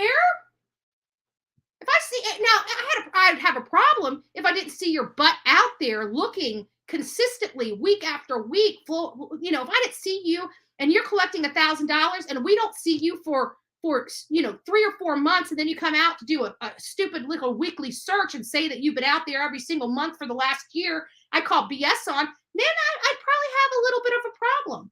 But these women in this group is out there consistently. Dude, raise money if you need to raise money. If this is becoming too costly and too much of a burden for you to continue to do this work, we still want you to continue doing this work. Raise the money you need to raise so you can continue to do the work that you're doing to help find this boy. I don't care. And nobody else should care either. It's the ones you don't ever see out there that's collecting the money to be out there are the ones I have a problem with. But anyways, I digress. So Cory Bigsby, which is the father of this little 4-year-old boy that disappeared. I can tell you from the comments I've read previously, they believe Cody Bigsby, the 4-year-old boy, has been gone a lot longer than what Cory stated. What Cory stated, right? I believe he's been gone. He wasn't gone. He said he saw him the last time at 2 a.m. He reported him at 7 a.m. or 9 a.m. or something like that. And the law enforcement believe that he's been gone a lot longer. This Cory, which was a retired or discharged military personnel, had 4 kids that he had in full custody of. Now, I don't know why, he seems, on paper, seems like a reputable father, that really wants to do good, past military experience. He seemed like an upstanding citizen. I can understand if the moms did not want those children or did not have the ability to take care of those children, that they may want Cory to take care of them. So he, was a single father to 4 young children, 2 that were 2-year-old twins. 2-year-old, so they were the youngest. The twins were the youngest. Then you had Cody, and then you have an older brother that was only a year older. He was 5 years old. So the oldest child in this home was 5 years old, and they had been left for hours and hours on end several times previously. Law enforcement knows that Cory does not, is being deceptive. I can tell you that by this 30-count indictment from the grand jury. Like, you don't get those kinds by cooperating. This is pressure. This is law pressure. This is the law enforcement's ability to apply pressure to and they're probably saying, well, okay, if you don't want to cooperate, then we're going to charge you for every single crime you have. We're going to stack those charges. So if we can't find a way to charge you with your son's death, you are still spending a significant amount of time behind bars until we can prosecute you for that. Take your pick. That's what I'm hearing here. I'm reading between the lines. Just my opinion. Just my opinion, folks. I don't think he had much support in caring for his kids. I get that. But you know what? Why take on the children without, there is a lot of help out there if you seek it. If you're not seeking the help, you don't want to answer questions, you don't want to turn your whole life savings over to somebody to get the help that you need, that's on you. But there is a lot of help out there if you follow all these rules, because they, in some states, they require you to do things in order to get this help. But what you can't do is you can't have 4 children under the age of 5 and just leave them at home hours on end. That is on you. Help or no help. Befriend a neighbor down the way, a little old person down the way to come over, have several people throughout the day coming in and out of that house, watching those children, right? There's ways you can only do an hour. Fine, do an hour here. Then so-and-so will come in. Then so-and-so will come in. Like where there's a will, there is a way. I truly believe that. This is not the first man in the history of our country that was a single father of 4 children. Period. The dad is I think the dad is the primary suspect. Yeah. Remember, I was in Tennessee for 6 weeks, and my husband will water my plants, but he still don't pull the weeds. Right. I know that one. I wish I were, I don't have support to take care of mine either. So I have to make sacrifices. Exactly. This is not the first time parents had to make tough decisions to care for their family. And what he didn't want to do is make the tough decisions. He figured he could just skirt the law. Something happened. Something happened, and now we don't have Cody. But at the end of the day, when you keep trying to skirt the law and keep trying to skirt the law, it will come back and bite you in the rear end. And sometimes it takes the whole butt, right? This is the case of that. My thing is how long was Cody gone for? How long was he gone for before he was truly, is this another West thing where he's been gone months? And was just, somebody finally asked him, hey, where's your son?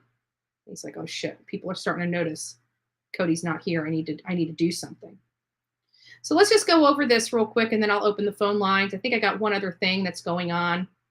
We're going to read. I don't remember what it was, but I emailed it to myself, so I know it was something that I needed to read. But I'm going to read it first before I publish it, because it might have just been for my own information. But Hampton, Virginia, Cory Bigsby, the father of missing 4-year-old Cody Bigsby, has been indicted on 30 counts by a grand jury. According to a source close to the investigation, Cory has been charged in a 30-count indictment by a new grand jury. Cory is the father of 4-year-old Hampton boy Cody Bigsby, who was reported missing by his father on January 31st, 2022. At the end of this story is a timeline of events leading up to and following Bigsby's arrest. Cory was arrested for multiple child neglect charges that are not related to Cody's disappearance. Let's see here. Breathless says, I had my first son at 17 and 3 sons by 22 and married to an abuser. Not easy, but love got me through. Love for my babies. Exactly. Things that are hard are not easy, and things that are easy are not hard. So, and it goes to the adage of, if you take the path of least resistance, expect a life of least resistance. You're not going to get anywhere. Life's not easy. You have to work. What you put into life is what you get out of life. If you're not, you can put your heart and soul into it, and life will get better. Even you, Breathless, I'm sure you worked through it and got through what you needed to go through, but you kept working at it. And I'm sure it was not easy to do, but you did it. And hopefully the fruit from your labor was enough to fill your basket. So Cory was arrested for multiple child neglect charges that were not related to Cory's disappearance. Since Cody's disappeared, a tribute has continued to grow near his neighborhood, as many like Brandon Adams hopes to see him brought back home soon. Miracles do happen, Adams told News 3. For Adams, the search for Cody hits home, living in the same neighborhood and having a son of similar age to Cody. It has an effect on me when somebody else lost a son in this community, he said. I pray for his family. I pray for him. I hope we and his family get some answers. The source tells News 3 the new charges in the indictment includes 15 charges of child neglect for leaving the children home alone, 4 more charges of alleged child abuse, and 2 additional child neglect charges in connection with those child abuse charges. Also, 2 misdemeanor charges were added for failure to secure medical attention for an injured child. Wow. I wonder if they believe this child was injured, did not get any medical attention, and something happened. Wow. The charges in the indictment are not related to Cody's disappearance. I think we've all been anticipating more charges coming. The Water Team Inc. Executive Director and founder Joe Slavinsky. It really does not change anything for us. Slavinsky and others with his volunteer search team have been searching for Cody from the start. Last week, their team spent time on the Eastern Shore looking for any signs of the Hampton 4-year-old. Water Team Inc. plans on heading back to the Eastern Shore for search next week. So there are people on the ground that are truly searching for this child and really trying to make a difference and really trying to bring answers to the community and to his family that I'm pretty sure law enforcement believes Cory holds the key, kind of like Candus holds the key. A lot of people have stopped following and stopped talking about Cody Bigsby. I think some people have given up hope, he says. My hope is that he comes back to the top and that we get people to reacclimate to the fact that there's a 4-year-old missing boy out of Hampton. We're doing just that. During Cory's last appearance in court, we learned that his case was going to trial and that he was denied bond again for the 5th time. With these new charges, Cory could face up to 162 years in prison. 162 years in prison. And this is what needs to happen. When parents stop cooperating, this is the stacking of charges. This is the low-hanging fruit that every investigator needs to be looking into. Whether you feel the parents are responsible or not, if they've committed crimes and it could pop and they have a missing child, their butts need to be in jail. Their butts need to be in jail. You know, parents can grieve in jail just as easily as they can grieve out here. If they've committed crimes, they need to have their asses in jail. I'm sorry. You don't screw around with children. You don't screw around with their health. You don't screw around with their well-being. And when you do, and your child is missing because of the lifestyle you lived, you should be sitting in jail.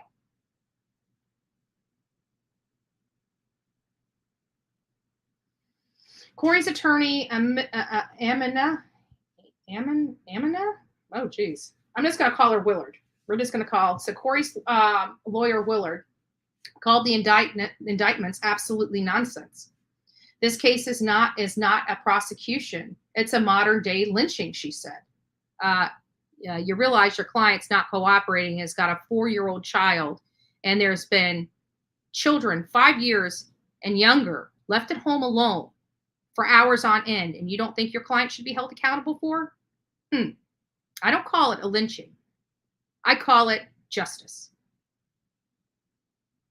He doesn't want to cooperate.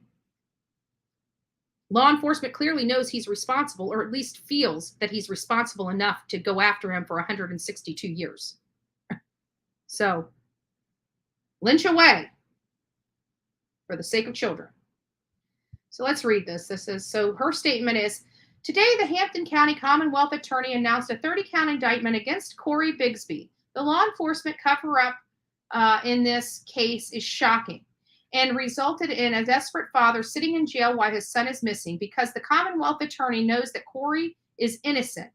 He cannot indict Cory for the disappearance of Cody because he is innocent. I doubt that highly, but I digress. He's innocent until proven guilty in the court of law. He has been arrested. He is about to face his, judge and jury and executioner, right? So at this point, he's behind bars. I got no issue. They locked him up, deprived him of a lawyer, and tortured him in an effort to secure a confession. I can't wait to see how they tortured him.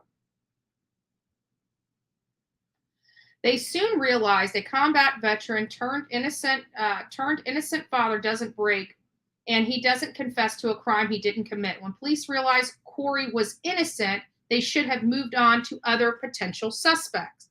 Instead, the law enforcement doubled down. Our criminal justice system history is littered with cases like this, where the ends justify the means to the arrogant police and prosecutor. I'm not sure that I would be coming out with this strong language when you've got to go into court with these people, because, I've always was taught when you're in a legal thing, you try to be respectful with attorneys and such, unless you want to have like an all-out brawl in the court systems. And it sounds like she's ready for an all-out brawl in the court system. But it sounds like he's got a good attorney.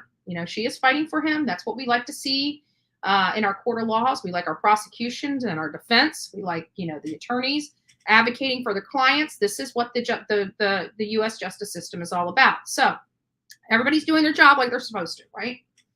As we see in the case after case where corrupt police officers were able to obtain forced confessions, the state was wrong. The Commonwealth is likely wrong here. Is likely. She didn't say is wrong. She says is likewise wrong here. I don't believe that. I really don't. This guy stinks to high heaven. And in this case, Cody Bigsby withstood their torture techniques. I'd like to hear about this torture technique. But we did talk about the fruit from the poisonous tree when he asked for it, but we still have to prove he asked for a lawyer, not that he retroactively asked for a lawyer, which means that, after he realized what was going on, he asked for a lawyer and then tells his attorney, but I asked for a lawyer way back then when he did not. Most of this stuff is recorded this day and age. So I'm curious to see what those recordings have on them. I'm curious. And refused to confess to a crime he did not commit. Today's indictment carries one clear message. Cody Bigsby had nothing to do with Cody's disappearance, and the Commonwealth's failure to make a case is an admission of this fact. No, it's an admission that they believe he's not cooperating with the investigation, and if he's not going to cooperate with the investigation, they're throwing the book at him. That's what I'm getting out of it. I could be wrong, though. Can't wait for this to go to court. They are taking it to court, folks. So we will find out what the judge and jury feels is true and isn't true. The indictment at hand are absolutely nonsense. The allegations against Cory should be made against any busy or struggling parent, as it seems the Commonwealth attorney must be reminded that not everyone has disposable income which to hire daycare or an au pair, whatever that means.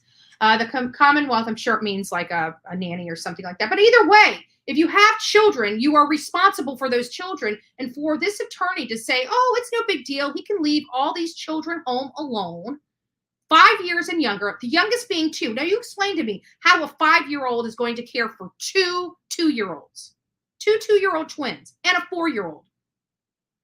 How can a 5-year-old child care for 2 2-year-old twins? For those that have children, how 2-year-olds act. Right? The terrible twos. We hear about it. It's been ingrained in all of our minds for our entire upbringing. So you have 2 2-year-olds, a 4-year-old, and a 5-year-old overseeing them. And you are going to make this about disposable income?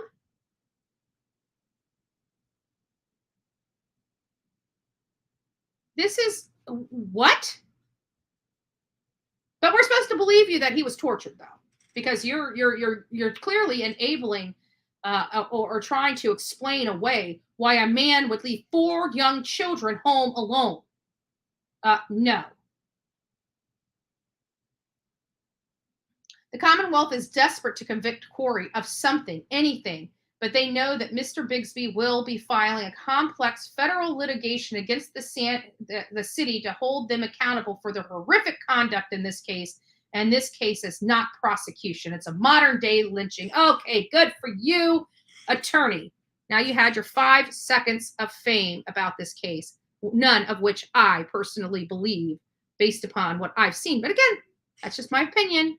I have not talked to one person related to this case. I have not talked to one neighbor. I have not talked to one person. My mind may change. My opinion is based upon hearsay, what I'm seeing in these newspapers, not firsthand knowledge. But based upon the stuff I'm reading, I'm not convinced. Race card being played. Possibly, it's possible. But this idea that I can have 4 children, but if I leave my children home, break the law, one of them goes missing, I shouldn't be held accountable for being a parent that left all my children home alone. 2 2-year-olds, a 4-year-old, a 5-year-old, I shouldn't be held accountable for that. That's ludicrous. And if he had problems, maybe he should have been telling a caseworker he's having problems. Why didn't he reach out to somebody for help? Why didn't he reach out to the Department of Virginia and tell them, call the alphabet soup of Child Protective Services and let them know you're struggling. You got 4 children. You need more help. Can they help you? Why didn't you do that before it got to this point? There's 1,000 things normal people would have done before it got to this point and before one of their children disappeared. So don't tell me this boo-hoo moment of, he just doesn't have the disposable income. Well, then quit making the damn babies.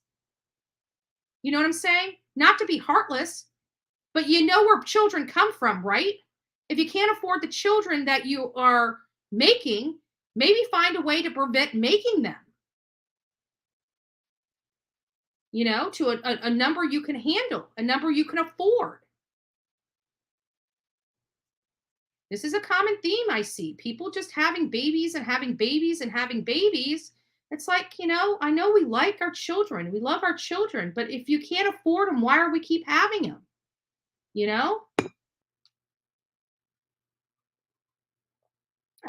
He needs to tell them where the child is and what happened. Yeah, because nobody believes his story. I mean, the only person that believes his story is, and you know what? At the end of the day, his defense attorney may not believe his story. His defense attorney just might be a damn good defense attorney, right? Saying what she has to say, what she has to do. But at the end of the day, he deserves to have proper legal counsel. And based upon what I'm reading, she looks like proper legal counsel, right? She's fighting hard for her client. That's what we want. Now we're going to have a fair trial, right? Civilly and criminally. She's already thrown out that they're going to be suing the city. And if the city did what she says they did, then, you know, their civil suit will proceed to trial. It's just that simple. I mean, you can't stop somebody from being sued. You just take it to court, plead your case, and let everybody, you know, let a third party decide, whether it be a juror of your peers or the judge. Not every case you want in front of a jury, guys. I mean, a lot of people don't realize these types of cases, capital cases, criminal cases, you want in front of a jury. But they're, you know, not necessarily all criminal cases, because some criminal cases are technical in nature. That means there was violations of processes along the way. And when you have something like that, you may not want 12 jurors that don't know the law, or 6 jurors that don't know the law, you know, judging your fate. Sometimes you want a judge determining it because it's so technical, so clear cut that the judge knows that it's a gross violation of the law and it's an easy slam dunk case. And so you just bring it before the judge and don't have the jurors. I've done that before. Right?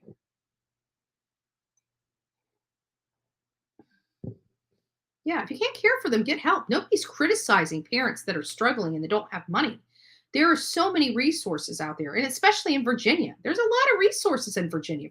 From what I hear, there's a lot of resources in Virginia. Now, I could be wrong about that. Good morning, Crayon Man. Nice to see you. Nice to see you. So I have to say Virginia and Virginia law enforcement is not playing with Cory at all. They're saying we are sick and tired. This is what I'm seeing. We are sick and tired of you playing with us. Where the hell's your damn son? You don't want to talk? Fine. Fine. We're going to take what we have to the grand jury and see what they have to say. And not only did they take this to the grand jury came back with a whopper. With a whopper. There are a lot of resources. I just got help with my electric. Exactly.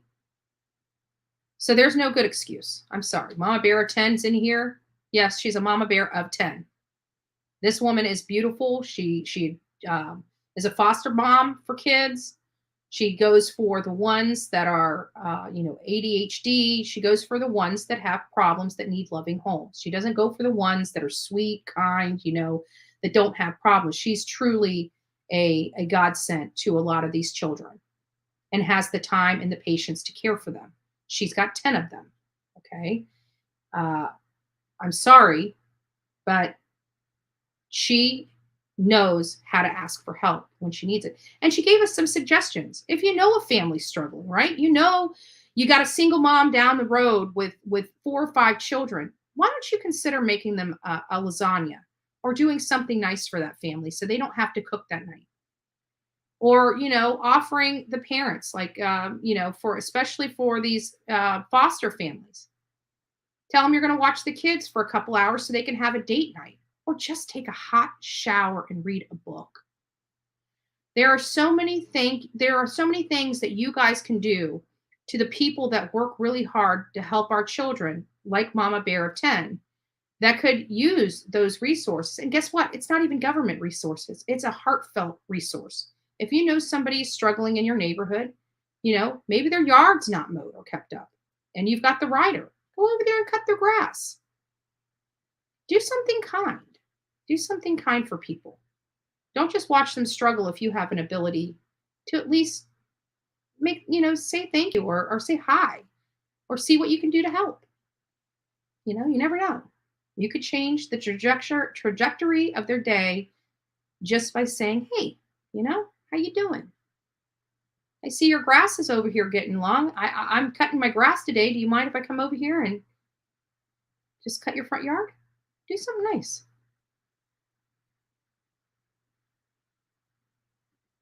Yeah, the first few charges, he admitted to leaving the children home alone. And I have a funny feeling he confessed to leaving the children home alone. I think they said, we talked to neighbors and we found out your children are home by themselves all the time. Your neighbors told us. Is that true? Just for an hour or two, while I run to the store. I can see that happening. That's the kind of confession I see happening. Oh no. Oh no. What was it? Guidance. She got home and her power was out. Like, it wasn't a payment thing. It was just something going on. And they were trying to get so it sucks. I hate water heater issues. Yeah, I've never you don't leave your young children home alone. This guy had Mama Bear, this guy had literally had 4 children. He left home alone. 4 children, right? 4 children. The oldest one was 5, the youngest one was 2. Who in their right mind would leave 2 2-year-old twins in the care of a 5-year-old? Geez, that's not asking for disaster.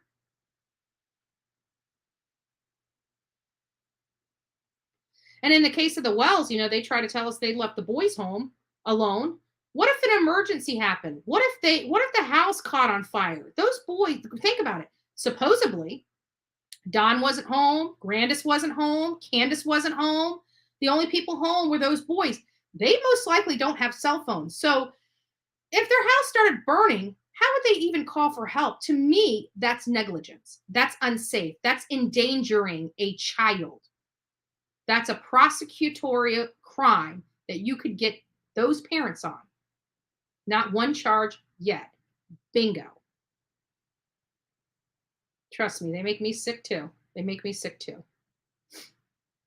It's sick. So what do we got here? So we have a scammer alert. Somebody put in the Facebook group a message. I'm not going to disclose who they are, but I will let you read it. Scammer alert, Jim Terry, James Michael Terry, Terry James Terry, Gulf Coast Investigations, Mississippi, Florida.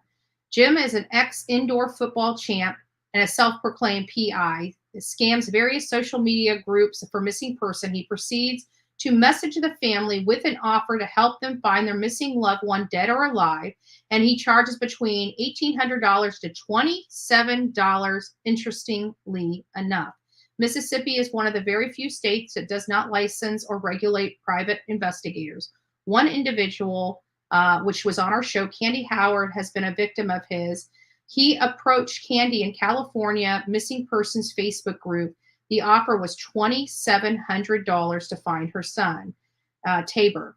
At the time, Tabor had gone missing after attending a SUD treatment in California. Jim never followed through with anything other than harassment of this family. Unfortunately, Candy is one victim of many.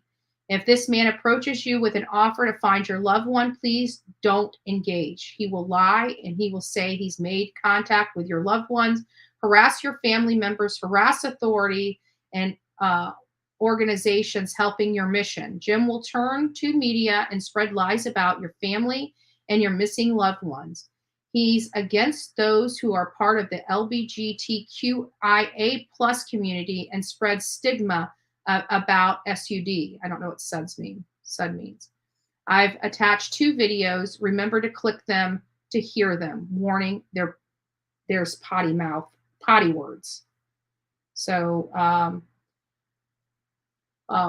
one, a phone call regarding recording with Jim, the stepdad of Tiber. Please note how abusive Jim is when the family complains that he is not doing what they hired him for. And 2, an interview regarding the missing boy Dylan. Also note in the snapshots, a post by Katie, another one of Jim's victims. So here are,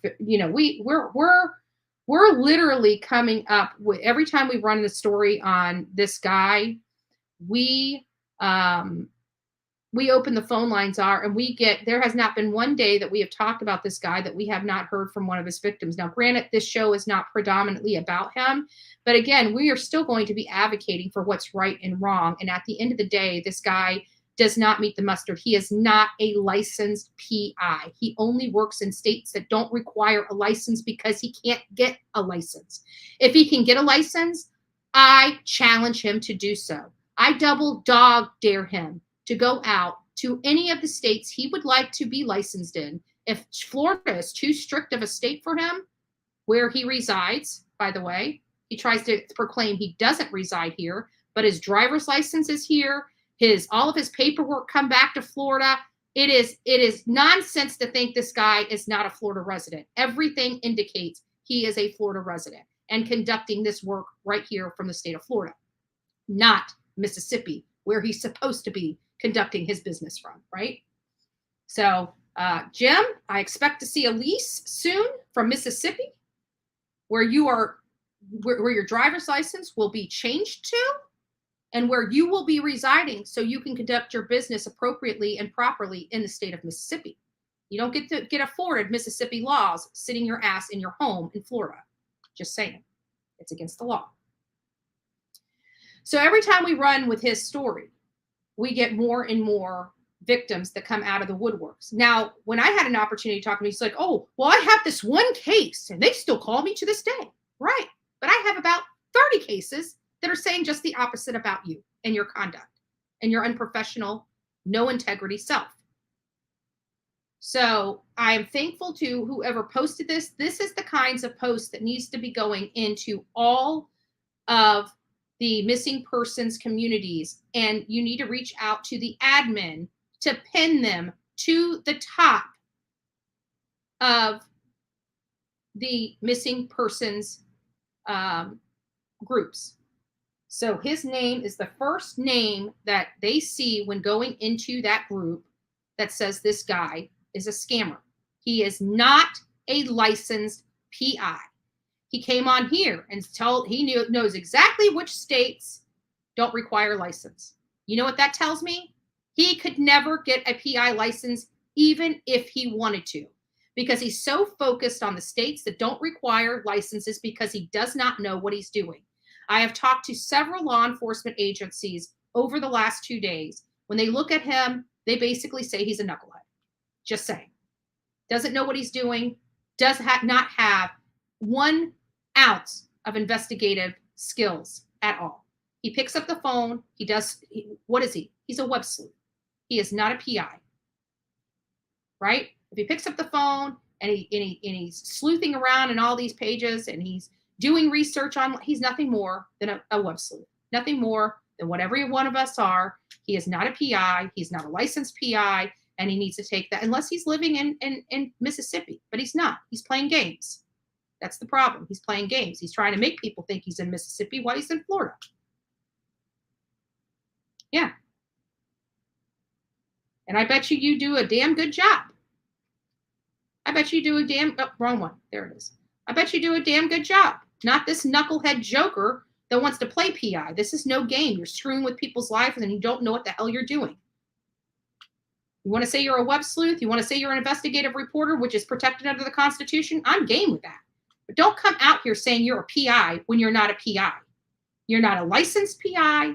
You've clearly go through multiple states. So where's your license in those multiple states? Oh, that's right, because you can't get one. Right? The states, when they see Jim Terry coming, they're like, nope, sorry, guy, we can't give you a private license. Right? That's what happens. That's what happened. We can't give you a private license, private investigator's license. So if you want to work, you got to move to Mississippi. But he didn't move to Mississippi. He's working from Florida, trying to proclaim that he's from Mississippi, and working in Mississippi, he's not. I will prove it. Oh.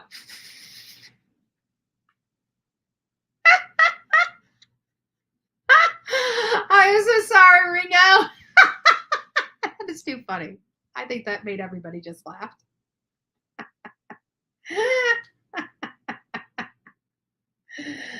Oh my goodness. You guys are cray cray.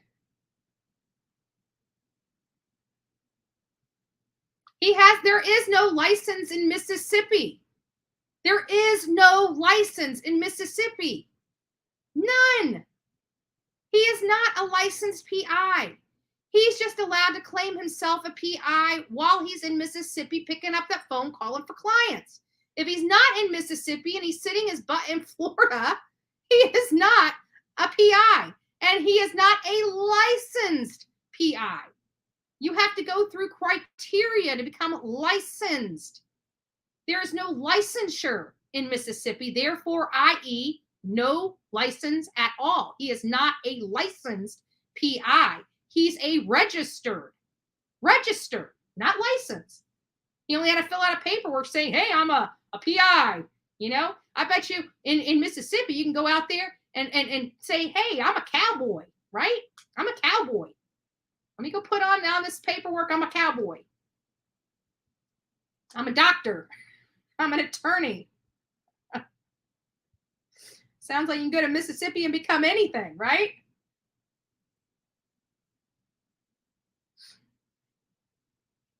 Oh, Lord. Anyways.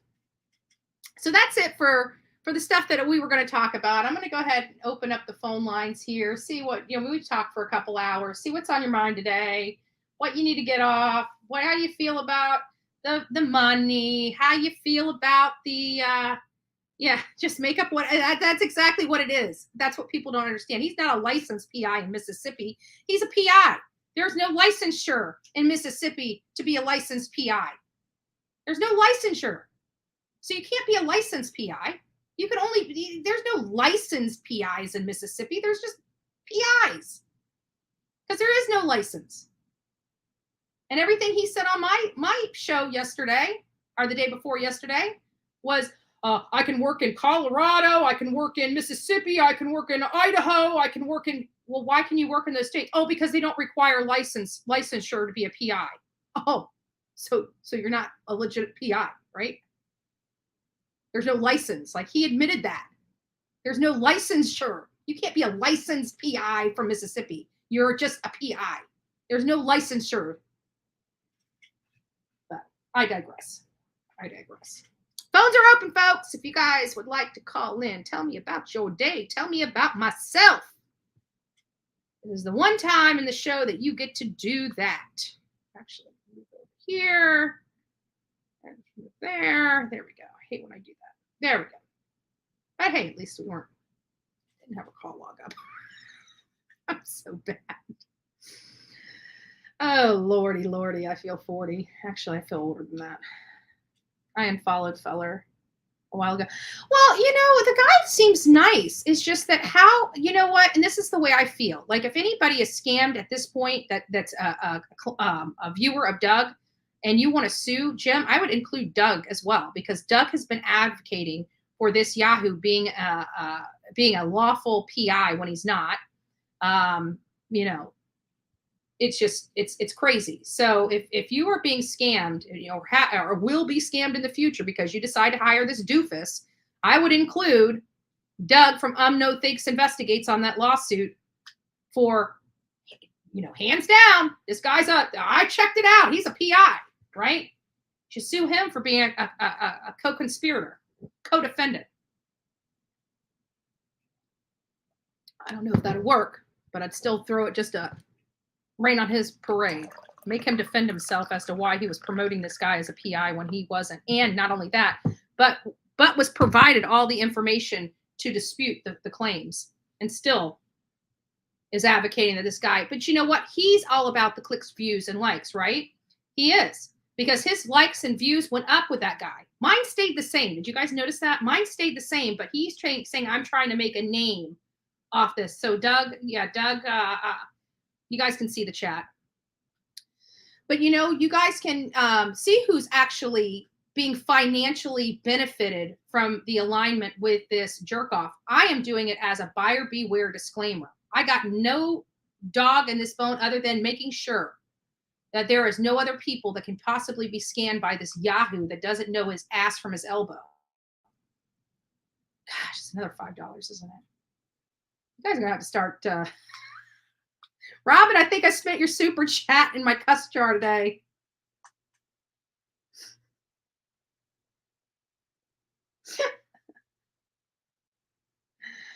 Oh, Lord.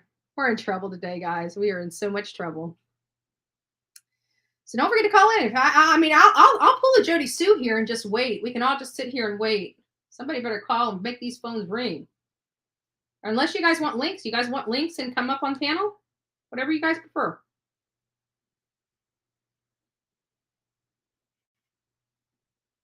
Yeah.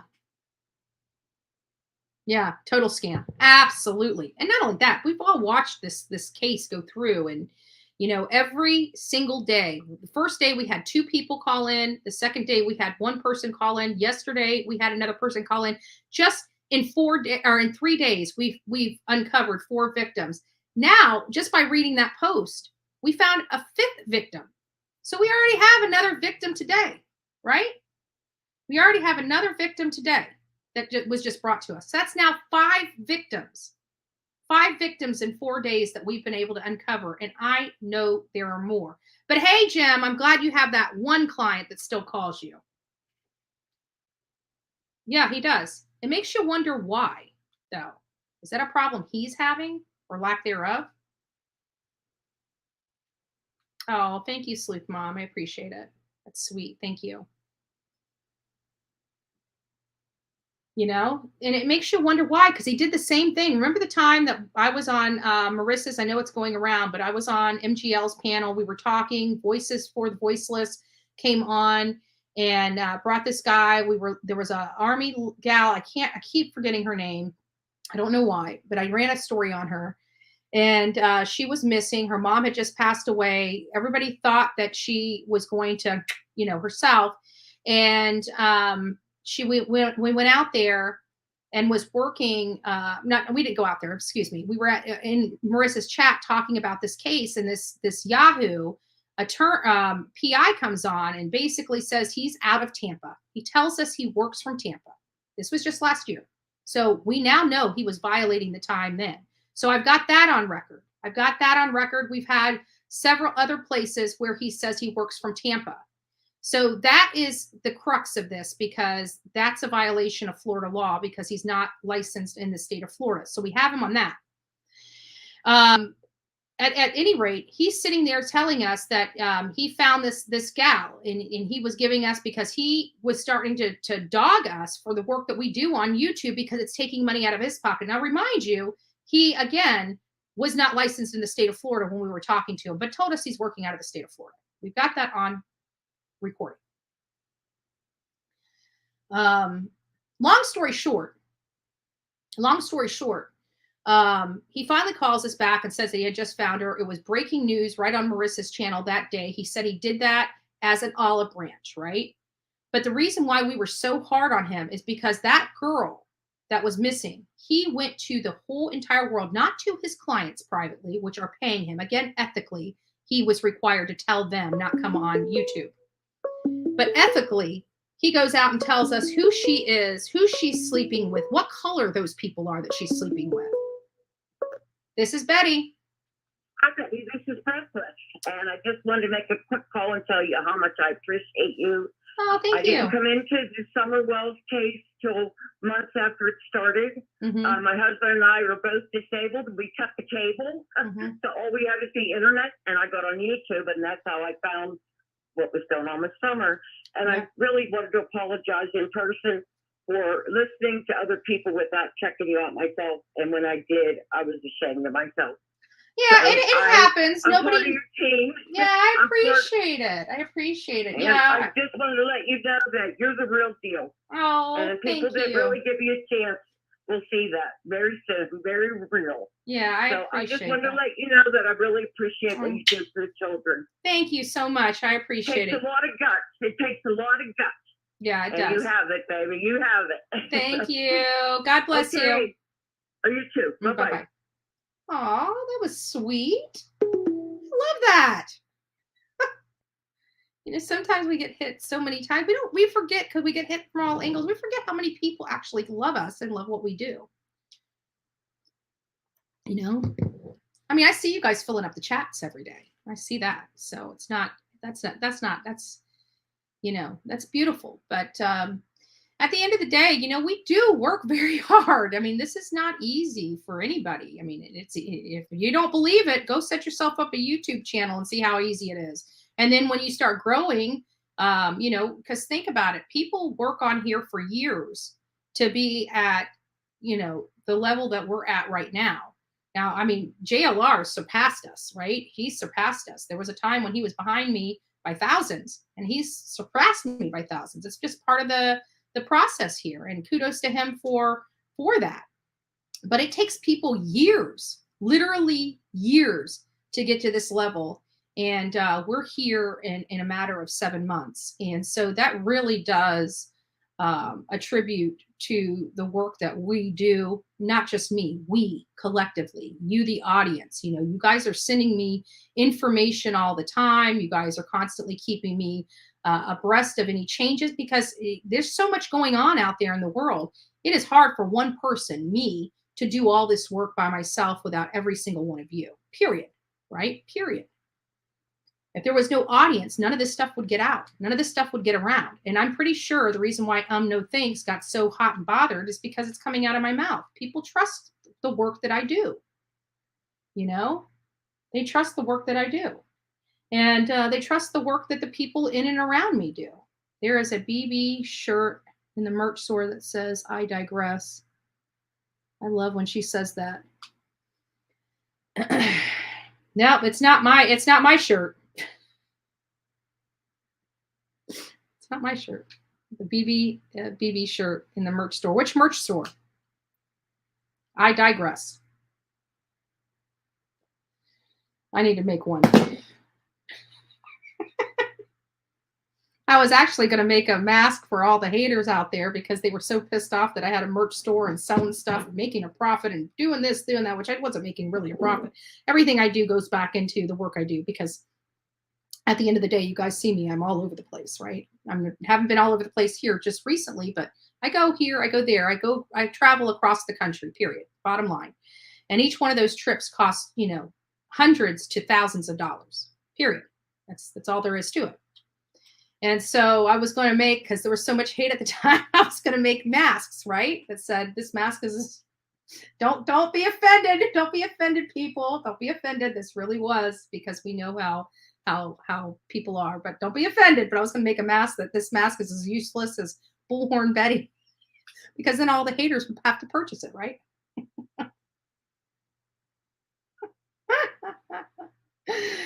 Oh, is it? No, in your merch store? No, I don't. Oh, should I? You're saying in your merch store? Is there? No, there's not. Okay, I read that wrong, Ringo. I will make one. I will make one today. How about that? I'll make one today. Well, maybe not today. I'll make one this week. I don't want to. I got so much stuff. You should see my notebook. My notebook is filling up fast, and you know, I'm still working. Oh, which reminds me, guidance. I need to get with you because I want to have about 30 minutes of your time online. We've been talking about, I told you guys when I came back from the Summer Wells Vigil. And, but good idea, Ringo. I like that. But I've been coming back, when I came back from Summer Wells Candlelight Vigil, many of you guys know that a group of creators got together. It was Eve, it was Guidance, it was Susiana, it was our friend Dolly. And we were all got to finally meet each other and sit down and talk about, you know, things about life. You know, we had dinner over at their Airbnb and just really got to spend some time together and get to know each other. And, part of that is like, what's going on? We learned some things about guidance, and she has a really inspirational story. And I know we talk about a lot of crime and a lot of painful things that are going on in the world. And,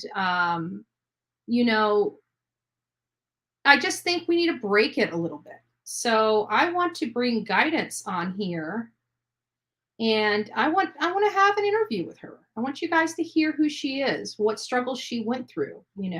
Her life was in jeopardy at one point, and there's a lot of stuff. She's a beautiful, wonderful person, and she's got a channel. And I really want you guys to get to know who she is. So I will be reaching out to you, guidance. I'd like to do that. Today's Thursday. Our sinful days are Friday, right? I think we need to have some inspirational Fridays, right? So maybe Friday we'll hear your story Friday, if that's good. Well, I guess we're gonna have to work around your schedule first. Let me just throw her on panel. If you're at work, tell work to hold off. No, I'm just joking. But we'll have to get. We love you too. We love you too. So we'll get together and figure out what day is best for you, when you can take, if you're working or what, maybe you could take maybe I'll just run it later or something like that, but we'll see. This is Betty. Hey, Betty, how are you? Oh, I'm doing well, but your volume is really, really down, so I can barely hear you, and I can't turn Google Voice up. Can't you hear me now? Ah, much better. How are you? I'm great. How are you? Wonderful. So who am I speaking with? This is Angela from Bristol, Virginia. Oh, nice to hear from you, Angela. I have a quick, something's been really puzzling me. Andy Bernard stated that he got home at, 6:30 on June 15th, and that Donald Wells was right behind him. Mm-hmm. Okay, well, if the 911 call came in at 6:26, there is no way that law enforcement was there in 4 minutes if they were in fact there before Dawn got there. Yeah. Which is what Chris McDonough said. Yeah. So that whole thing has got me really confused. I think. Did they actually call 911? Well, it's funny because we need to bring. Already at home? Yeah, we need to bring those text messages up, because I have a funny feeling that Andy's got his timeline off just a hair, but I still believe Don's timeline is off. Period. I think his timeline's off. I think he doesn't have his stuff together. I think that whatever. But if I recall correctly, she was still texting him. I don't know. I don't want to speculate, because I do have the paperwork. I do have the video for it. But I have a funny feeling, because Andy's just now coming out with his story a year later. I have a funny feeling that his, what's in his mind as his time frame is probably off. And there's a lot that can explain that. One is he's obviously, him and Jodie Sue use substances on, it sounds like, a regular daily basis, which could cause that confusion. But I do believe that there's something wrong with Don's timeline in and of itself. So it is possible that part of his, because I have to think that even Andy was interviewed early on in this case and has his statement and probably remembers what he stated. And so if that's what he stated, there could be a few things going on. Don wasn't where he said he was. Exactly. He just wasn't. And it would be so, I live in Virginia, so if someone from Tennessee can actually get a hold of Washington County, Tennessee's 911 dispatch and said, hey, did Donald Wells call you on June 15th, and did you transfer him to Hawkins County? If somebody could find that out, that whole thing right there that would really answer a lot of questions. Yeah, and that's what JLR actually recommended on his live. If we have anybody here in the Tennessee area that's willing to do a records request, reach out to me at bullhornbetty@gmail.com. I will prepare the record request. I just need you to submit it. It should be free of charge. But we'll need you to forward the documents over to us once you receive them. But you won't have to worry about preparing the paperwork or anything like that. I'll send it to you where you only have to put your information in up at the top or whatever. But if anybody, I gotta sneeze. Ooh. Excuse me. Sorry, guys. Allergies. I've been telling you for months I've had these horrible allergies. And I never had them until I got older. I know, me either. I could not. But now it's like it's getting to me. Like I stay in the house, but when I step out, I start getting gunky. My eyes start, watering. They start. Right. It's miserable. Yeah. But it's just that whole. And part of me thinks, well, maybe this is why they're not released. And everybody's like, well, because of evidence. But honestly, maybe I'm thinking, well, this is not why they're releasing the actual whoever called 911 call, because maybe it was not either one of them. Right. But I don't know, with him coming out a year later and starting to talk, I don't know, just something just doesn't seem right to me. It just seems off. Like, why are Jodie Sue and Andy, of all people, especially with the implications they're coming with, which we've heard from the gate that Andy was the guy. If you needed something, he was the guy to go to. We learned about him early on in this whole saga.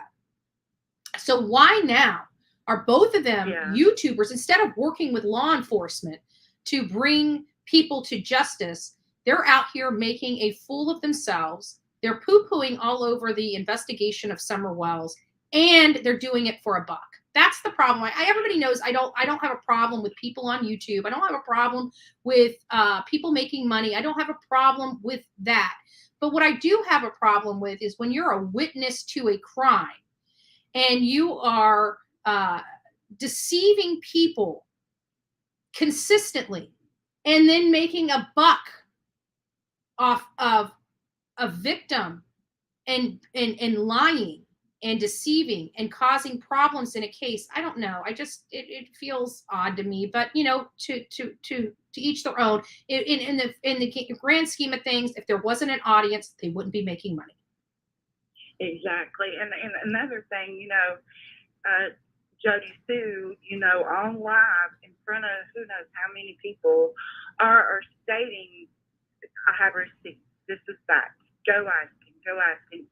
Well, this is my thing. The Megan Boswell case, which happened in Bluffville, Tennessee, which is right down the road.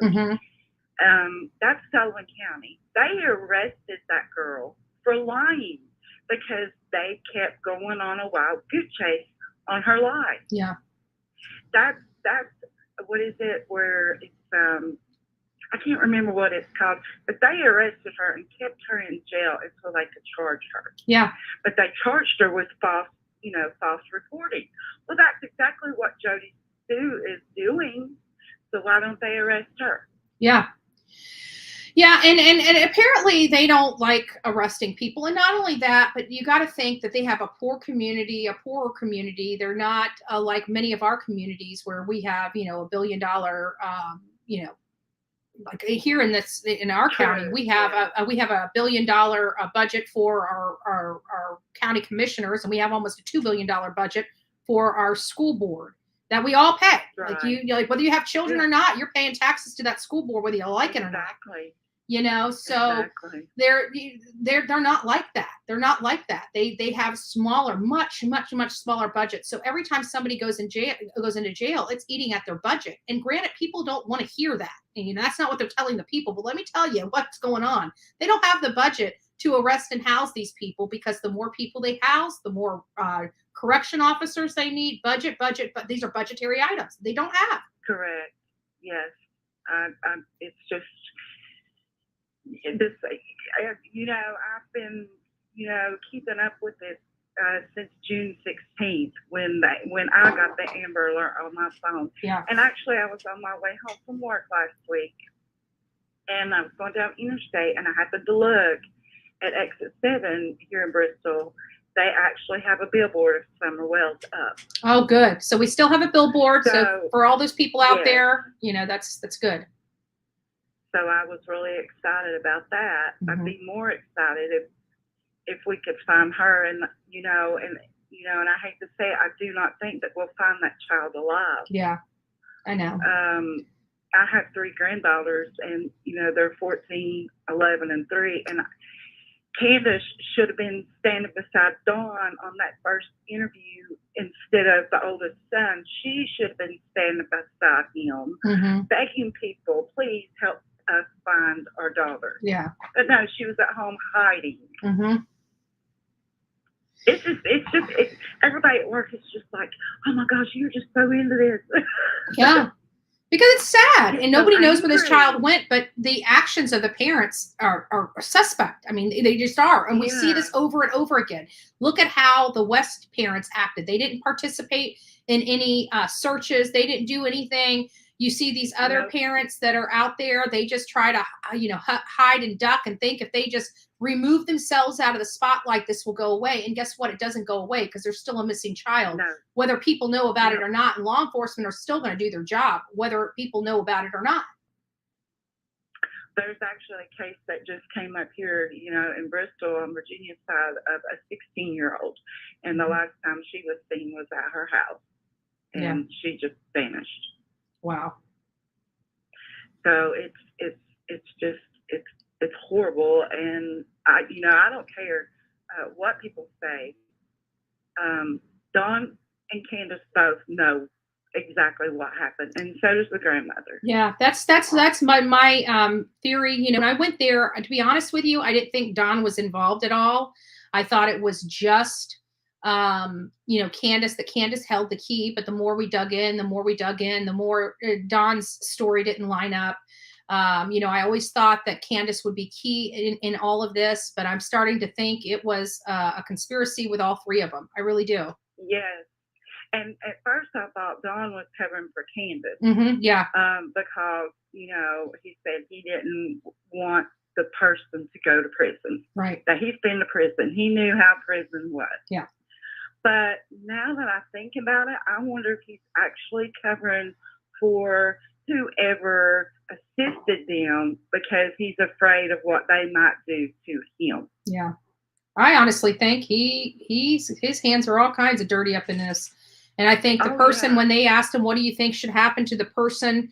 You know, I'm sorry. The first thing that comes to my mind, if I find out anybody injured, my stepchildren or my grandchildren, is you know, I want them hung upside down, and I want their toenails pulled toenail by toenail. I want them to, you know, as a parent, you want almost vengeance. Make them sleep on a dirty mattress. Yeah, you almost want vengeance. And he's like, oh well, you know, I think they should go to jail for a really long time. What? A person that would have, we heard what he thought was happening to his own child. Yes. You know, we heard him out of his own mouth what he believed happened to his own child. He believes that she is being abused and this horrific, like, I don't know how, like, it made me cry hearing it come out of his mouth with a straight face. It was sickening. Yeah. And he's saying, you know, he wants them. Day one, it was always, I always knew something would happen to Summer. I constantly told Candus, do not let her out of your sight. What parent thinks that? Yeah. But when he was talking about what he thought his daughter was going through, and then he says he only wants somebody to go to jail for a really long time, I'm like, what? What? Like, yeah, well, first he said that he didn't wish prison on anyone. It's odd. It's just odd behavior. I'm sorry, you know, even in the Bible, it says an eye for an eye, a tooth for a tooth. I mean, come on. Exactly. So well, it was so wonderful to finally talk to you. Yes. I watch you. There's not but a very few out there that I do watch. I don't even watch TV anymore because, you know, you can't turn the news on because they're not saying anything. And there's a couple of us from work that want to go down and want to do stuff, but, you know, y'all were doing such a good job. It's just like you and Jonathan, he does a wonderful job. Yeah. Dolly, you know, and you all hanging that sign up there. It was just wonderful. I had the Right best down from time. the I'm shed. telling you, when I was in Rogersville, Yeah. Tennessee, you know, we were advocating for Summer Wells. It always does good. It always feels good to do good. And it was like the people that we were around really wanted to do good. Oh, and I've got another tidbit of information. Might as well tell it while you're on the phone.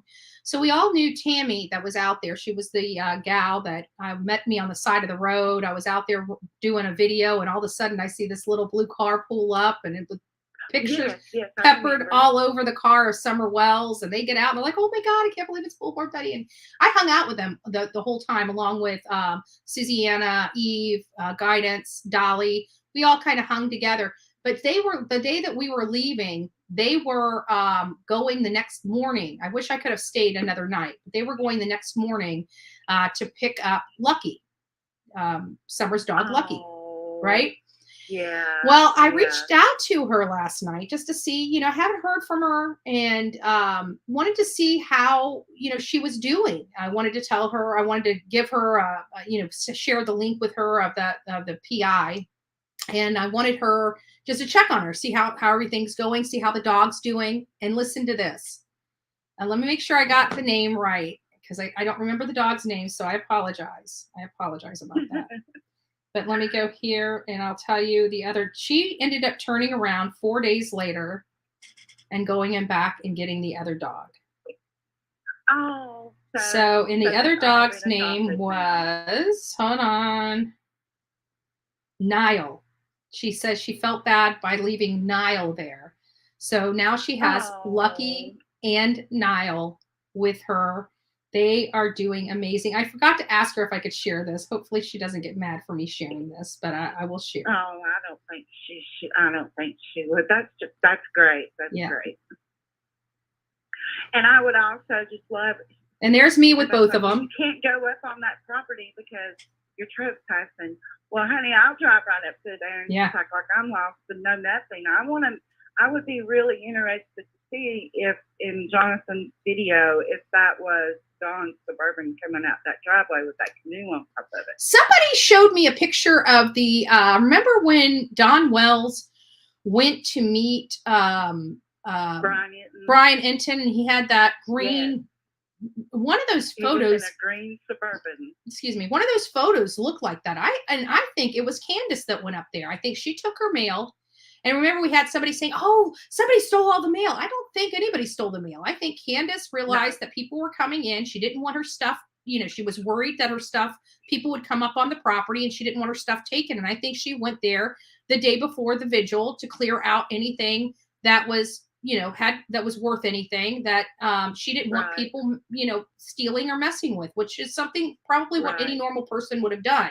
But when I saw that green truck, I didn't put two and two together until, again, one of my audience members sent me a photo of that SUV behind Don when he was interviewing with Brian Enton. And so that was, but here they are. Right there. It struck me odd that he wasn't in his white truck. I'm like, well, where did that vehicle come from? Right. You know, when he met with him, and then I remember watching the video, and I'm like, I told my daughter, I said, now look at her, she's going up on that hill, and she's getting all that stuff, and she's going to sell it and take the money. Yep. So I thought it was cute, you know, but yeah, I don't know who did that, but I have a funny feeling it was somebody from the family that was went there and cleared out the stuff. You know, but the good news is if there was a theft that happened, you know, Candace, Grandis, or Don can reach out to JLR. He's got the photos of who was leaving the property, so they can know exactly what happened. But because we didn't have a complaint at the law enforcement office, I'm 100%, well, 99.9% confident it was Candace or somebody from the you know, their friends or family. Because she would have been all over that. Oh yeah, there would have been. Trying to call the law on you guys when you were down there, and Benny was coming down the hill with his heart. Yeah. You know, she was all over calling the law for that, but won't call the law to check on the status of the case related to her daughter. Pretty sad. Exactly. That they know how to get a hold of her though. And the they know how to get a hold of us. Whatever I would be sitting at the police station Every day. I know people that would do that. I mean, think about how distraught you must be as a parent to lose a child. And to lose a child and not have answers for a year. And to be so calm and non-emotional is what really bothers me. And I think it bothers a lot of people. I mean, I don't care if you're not, if you do have problems showing emotion, Mm-hmm. that's your child. There's, there's going to be an emotion. Yeah. Throw all the rules out the window. It doesn't matter when it comes to your kid. Doesn't matter when it comes to your kid. Well, it's so awesome talking to you. And next time you guys come in, I'm going to try so hard to come down and meet and try to help as much as I can. Yeah. I'm only like 45 minutes away. Yeah, you should, because it's not going to be my last trip yeah. there. I know Dolly alluded that it was going to be his last trip there. You know, he wants to get on other cases and stuff. And, you know, right. I'm on the same vein. Like, there's other cases that do need our attention. Like, we just talked about one, you know, Cody Bigsby. He needs to be brought to life. We need to breathe life back into his case. We need to help as much as we can. So if anybody saw, you know, him or his father, they can help locate where he was that day. So or, you know, the days preceding that day, so we can try to find out where it's possible that Cody could be. Right.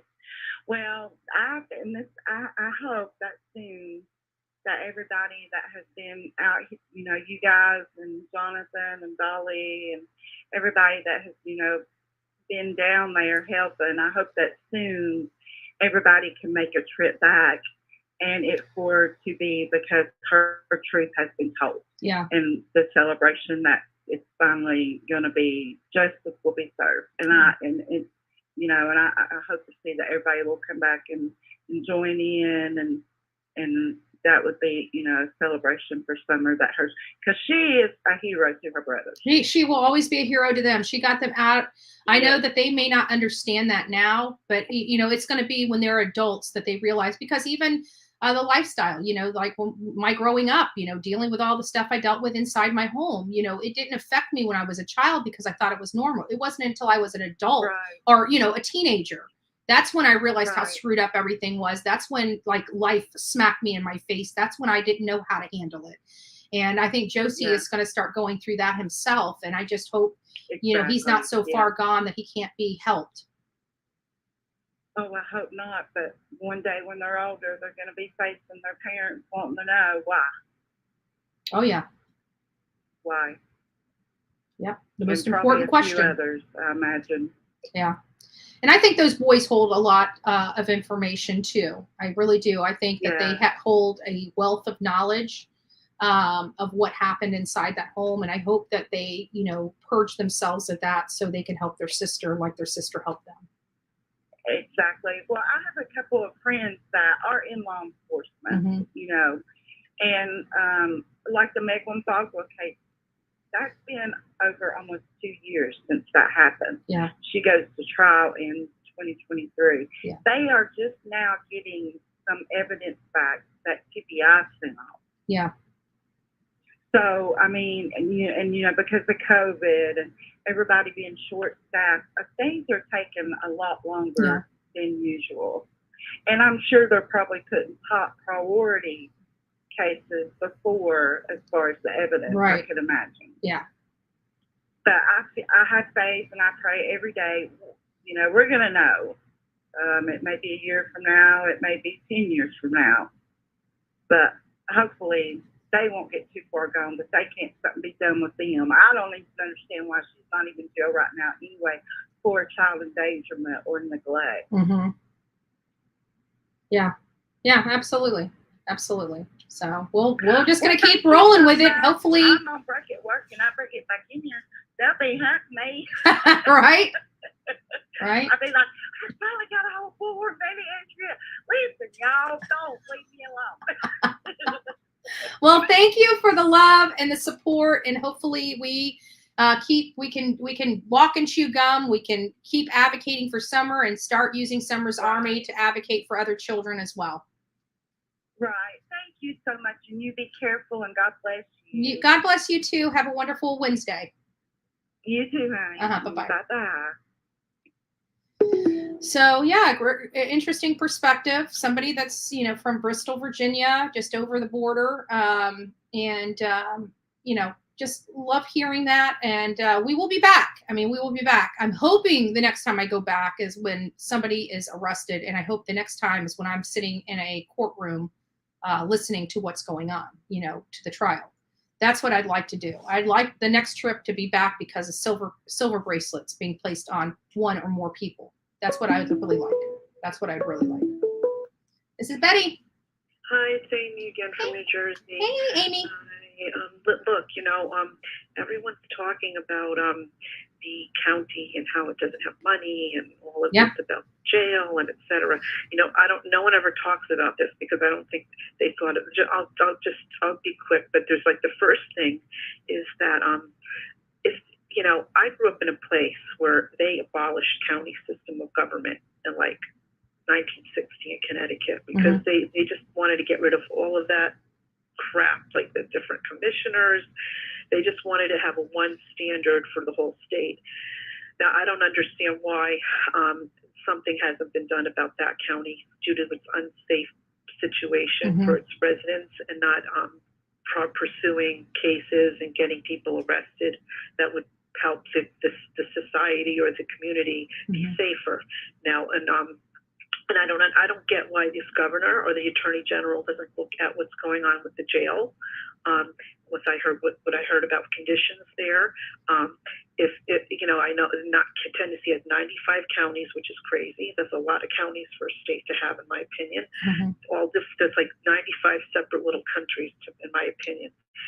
And I don't know why there's not a set standard in each county and if they can't handle their county, then they need to shut it down and let somebody take it over and do the right thing by the people. I don't know if another county could absorb in that county, or the state step in and start throwing resources. Do something. I don't get it. I don't understand why I just don't like. I know, like, sometimes you want to have a county have, like, to get political, like a lot of these two-way states, like a lot of counties will say we're a second sanctuary, for that. I can understand that, but there's like just this argument, these state rights, county rights, etc. You don't want over too much federalism and all that, because then the states don't have the rights to do what they need to do for their particular set of needs, that don't meet the same set of needs in another part of the country. But I just think that something needs to be done. There needs to be something that steps in to right the situation within that county. Just my opinion. I agree. 100%, 110%. I agree with you.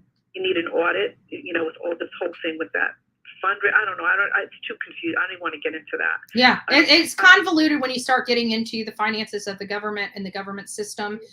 For example, when I got into my own BOCC, I can tell you it took me a little over a year to go through all their finances. In the school board, it took about a year to go through all the finances to find out where they're bleeding money. And we found, we located it. But it took us a long time to get through because they have so many silos.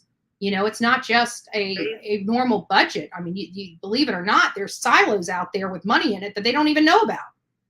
Of course, but you don't even know who's taking what money. They can have a fancy accounting system that, they might have all of that money hidden somewhere and behind a wall, with cash.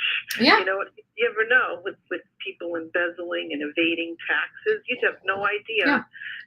I think that goes on everywhere, but I just think that something needs to be done. They need to step in, take it over, audit it, and make it safe, because one county shouldn't have it any better than the other. Because it's one neighbor, one little few miles away. It doesn't make sense. And having a national case with a spotlight on Hawkins County is it's not good, because when the more that we focus on them, the more we're going to find. Period. Right.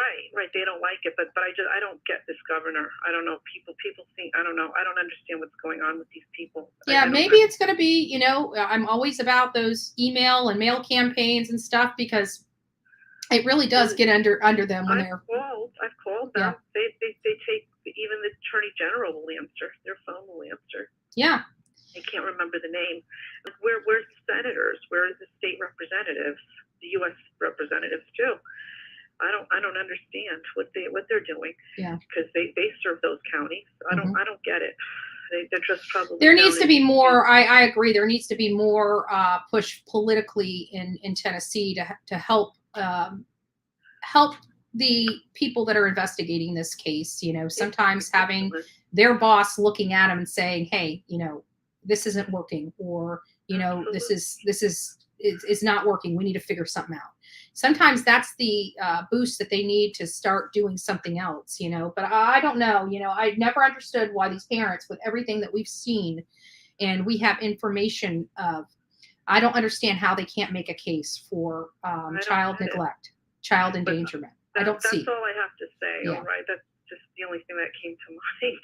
I'll talk to you later. All right. Take care, Amy. Take care. Bye-bye. Bye-bye. All right, so I'm going to go ahead and kill the phone lines because we're going to go ahead and get off here. You guys have an amazing day. We love you guys. We're thankful that this channel is growing the way it is growing. We appreciate all your hard work and dedication to this channel because I couldn't do this alone. It takes each and every one of you guys to do it. It takes our great mods to try to keep a level playing field here so people aren't being attacked and disrespected, but are still able to have, you know, a good oral debate in the chat. And that's what we like. We like that. We want, you know, conversations and these things to provoke people to respond, you know, but we can do it respectfully. We can do it respectfully. We don't have to do it with a bunch of hate. We can do it, you know, we don't all have to agree with each other.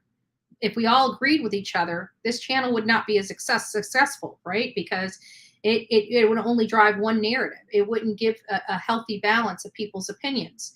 And so we like that healthy balance of people's opinions. Like everybody in here, even my mods, we don't agree 100%. We don't agree 100% on anything. We just don't. And if we did, it would be boring, right? It would be boring. Like I believe she's gone. You believe she's alive. I believe Brian is, you know, gone. So, you know, Marissa believes that Brian is still alive. You know, it makes for good oral debate. And I have no problem with that. But the only rules we have here is to be respectful to one another, right? We don't have to agree, but and we don't even have to like. You don't even have to like each other, you know? But what we do have to do is be respectful of one another.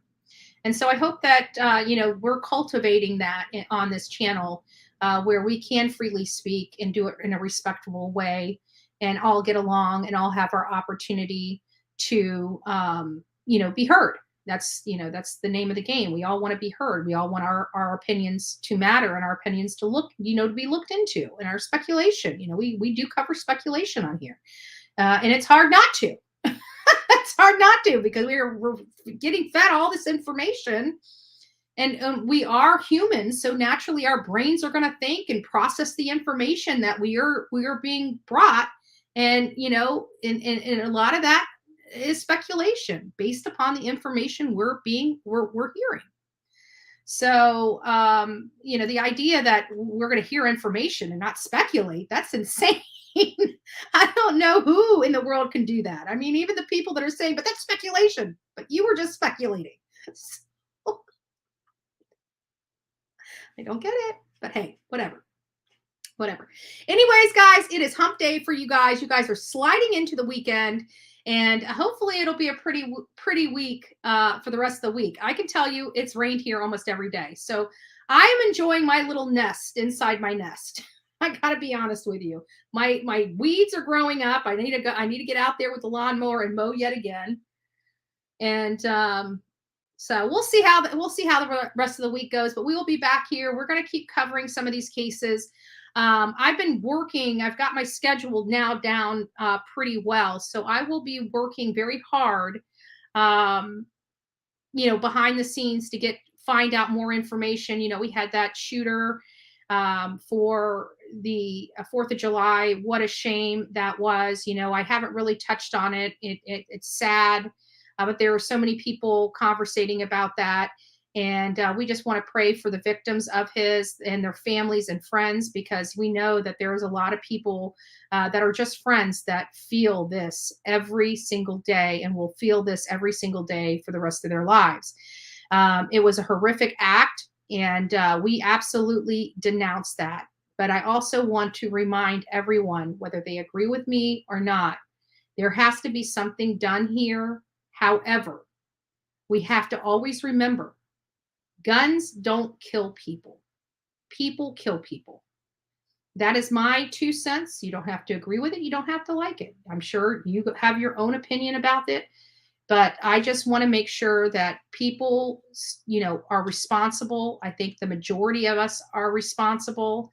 However, we have quacks. And no matter how many, in my opinion, how much law is passed, you can't pass laws to do away with evil.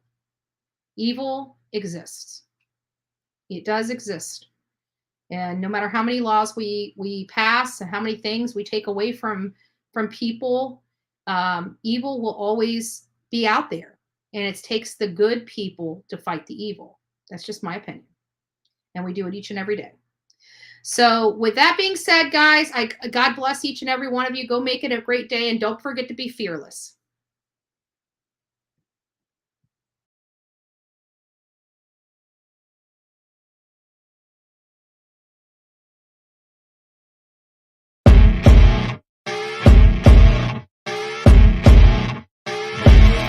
As you wake up in the morning, you want to find the latest, greatest information about criminal cases and have an intuitive conversation about the suspects associated with these cases. Head over to the Bullhorn Betty channel on YouTube.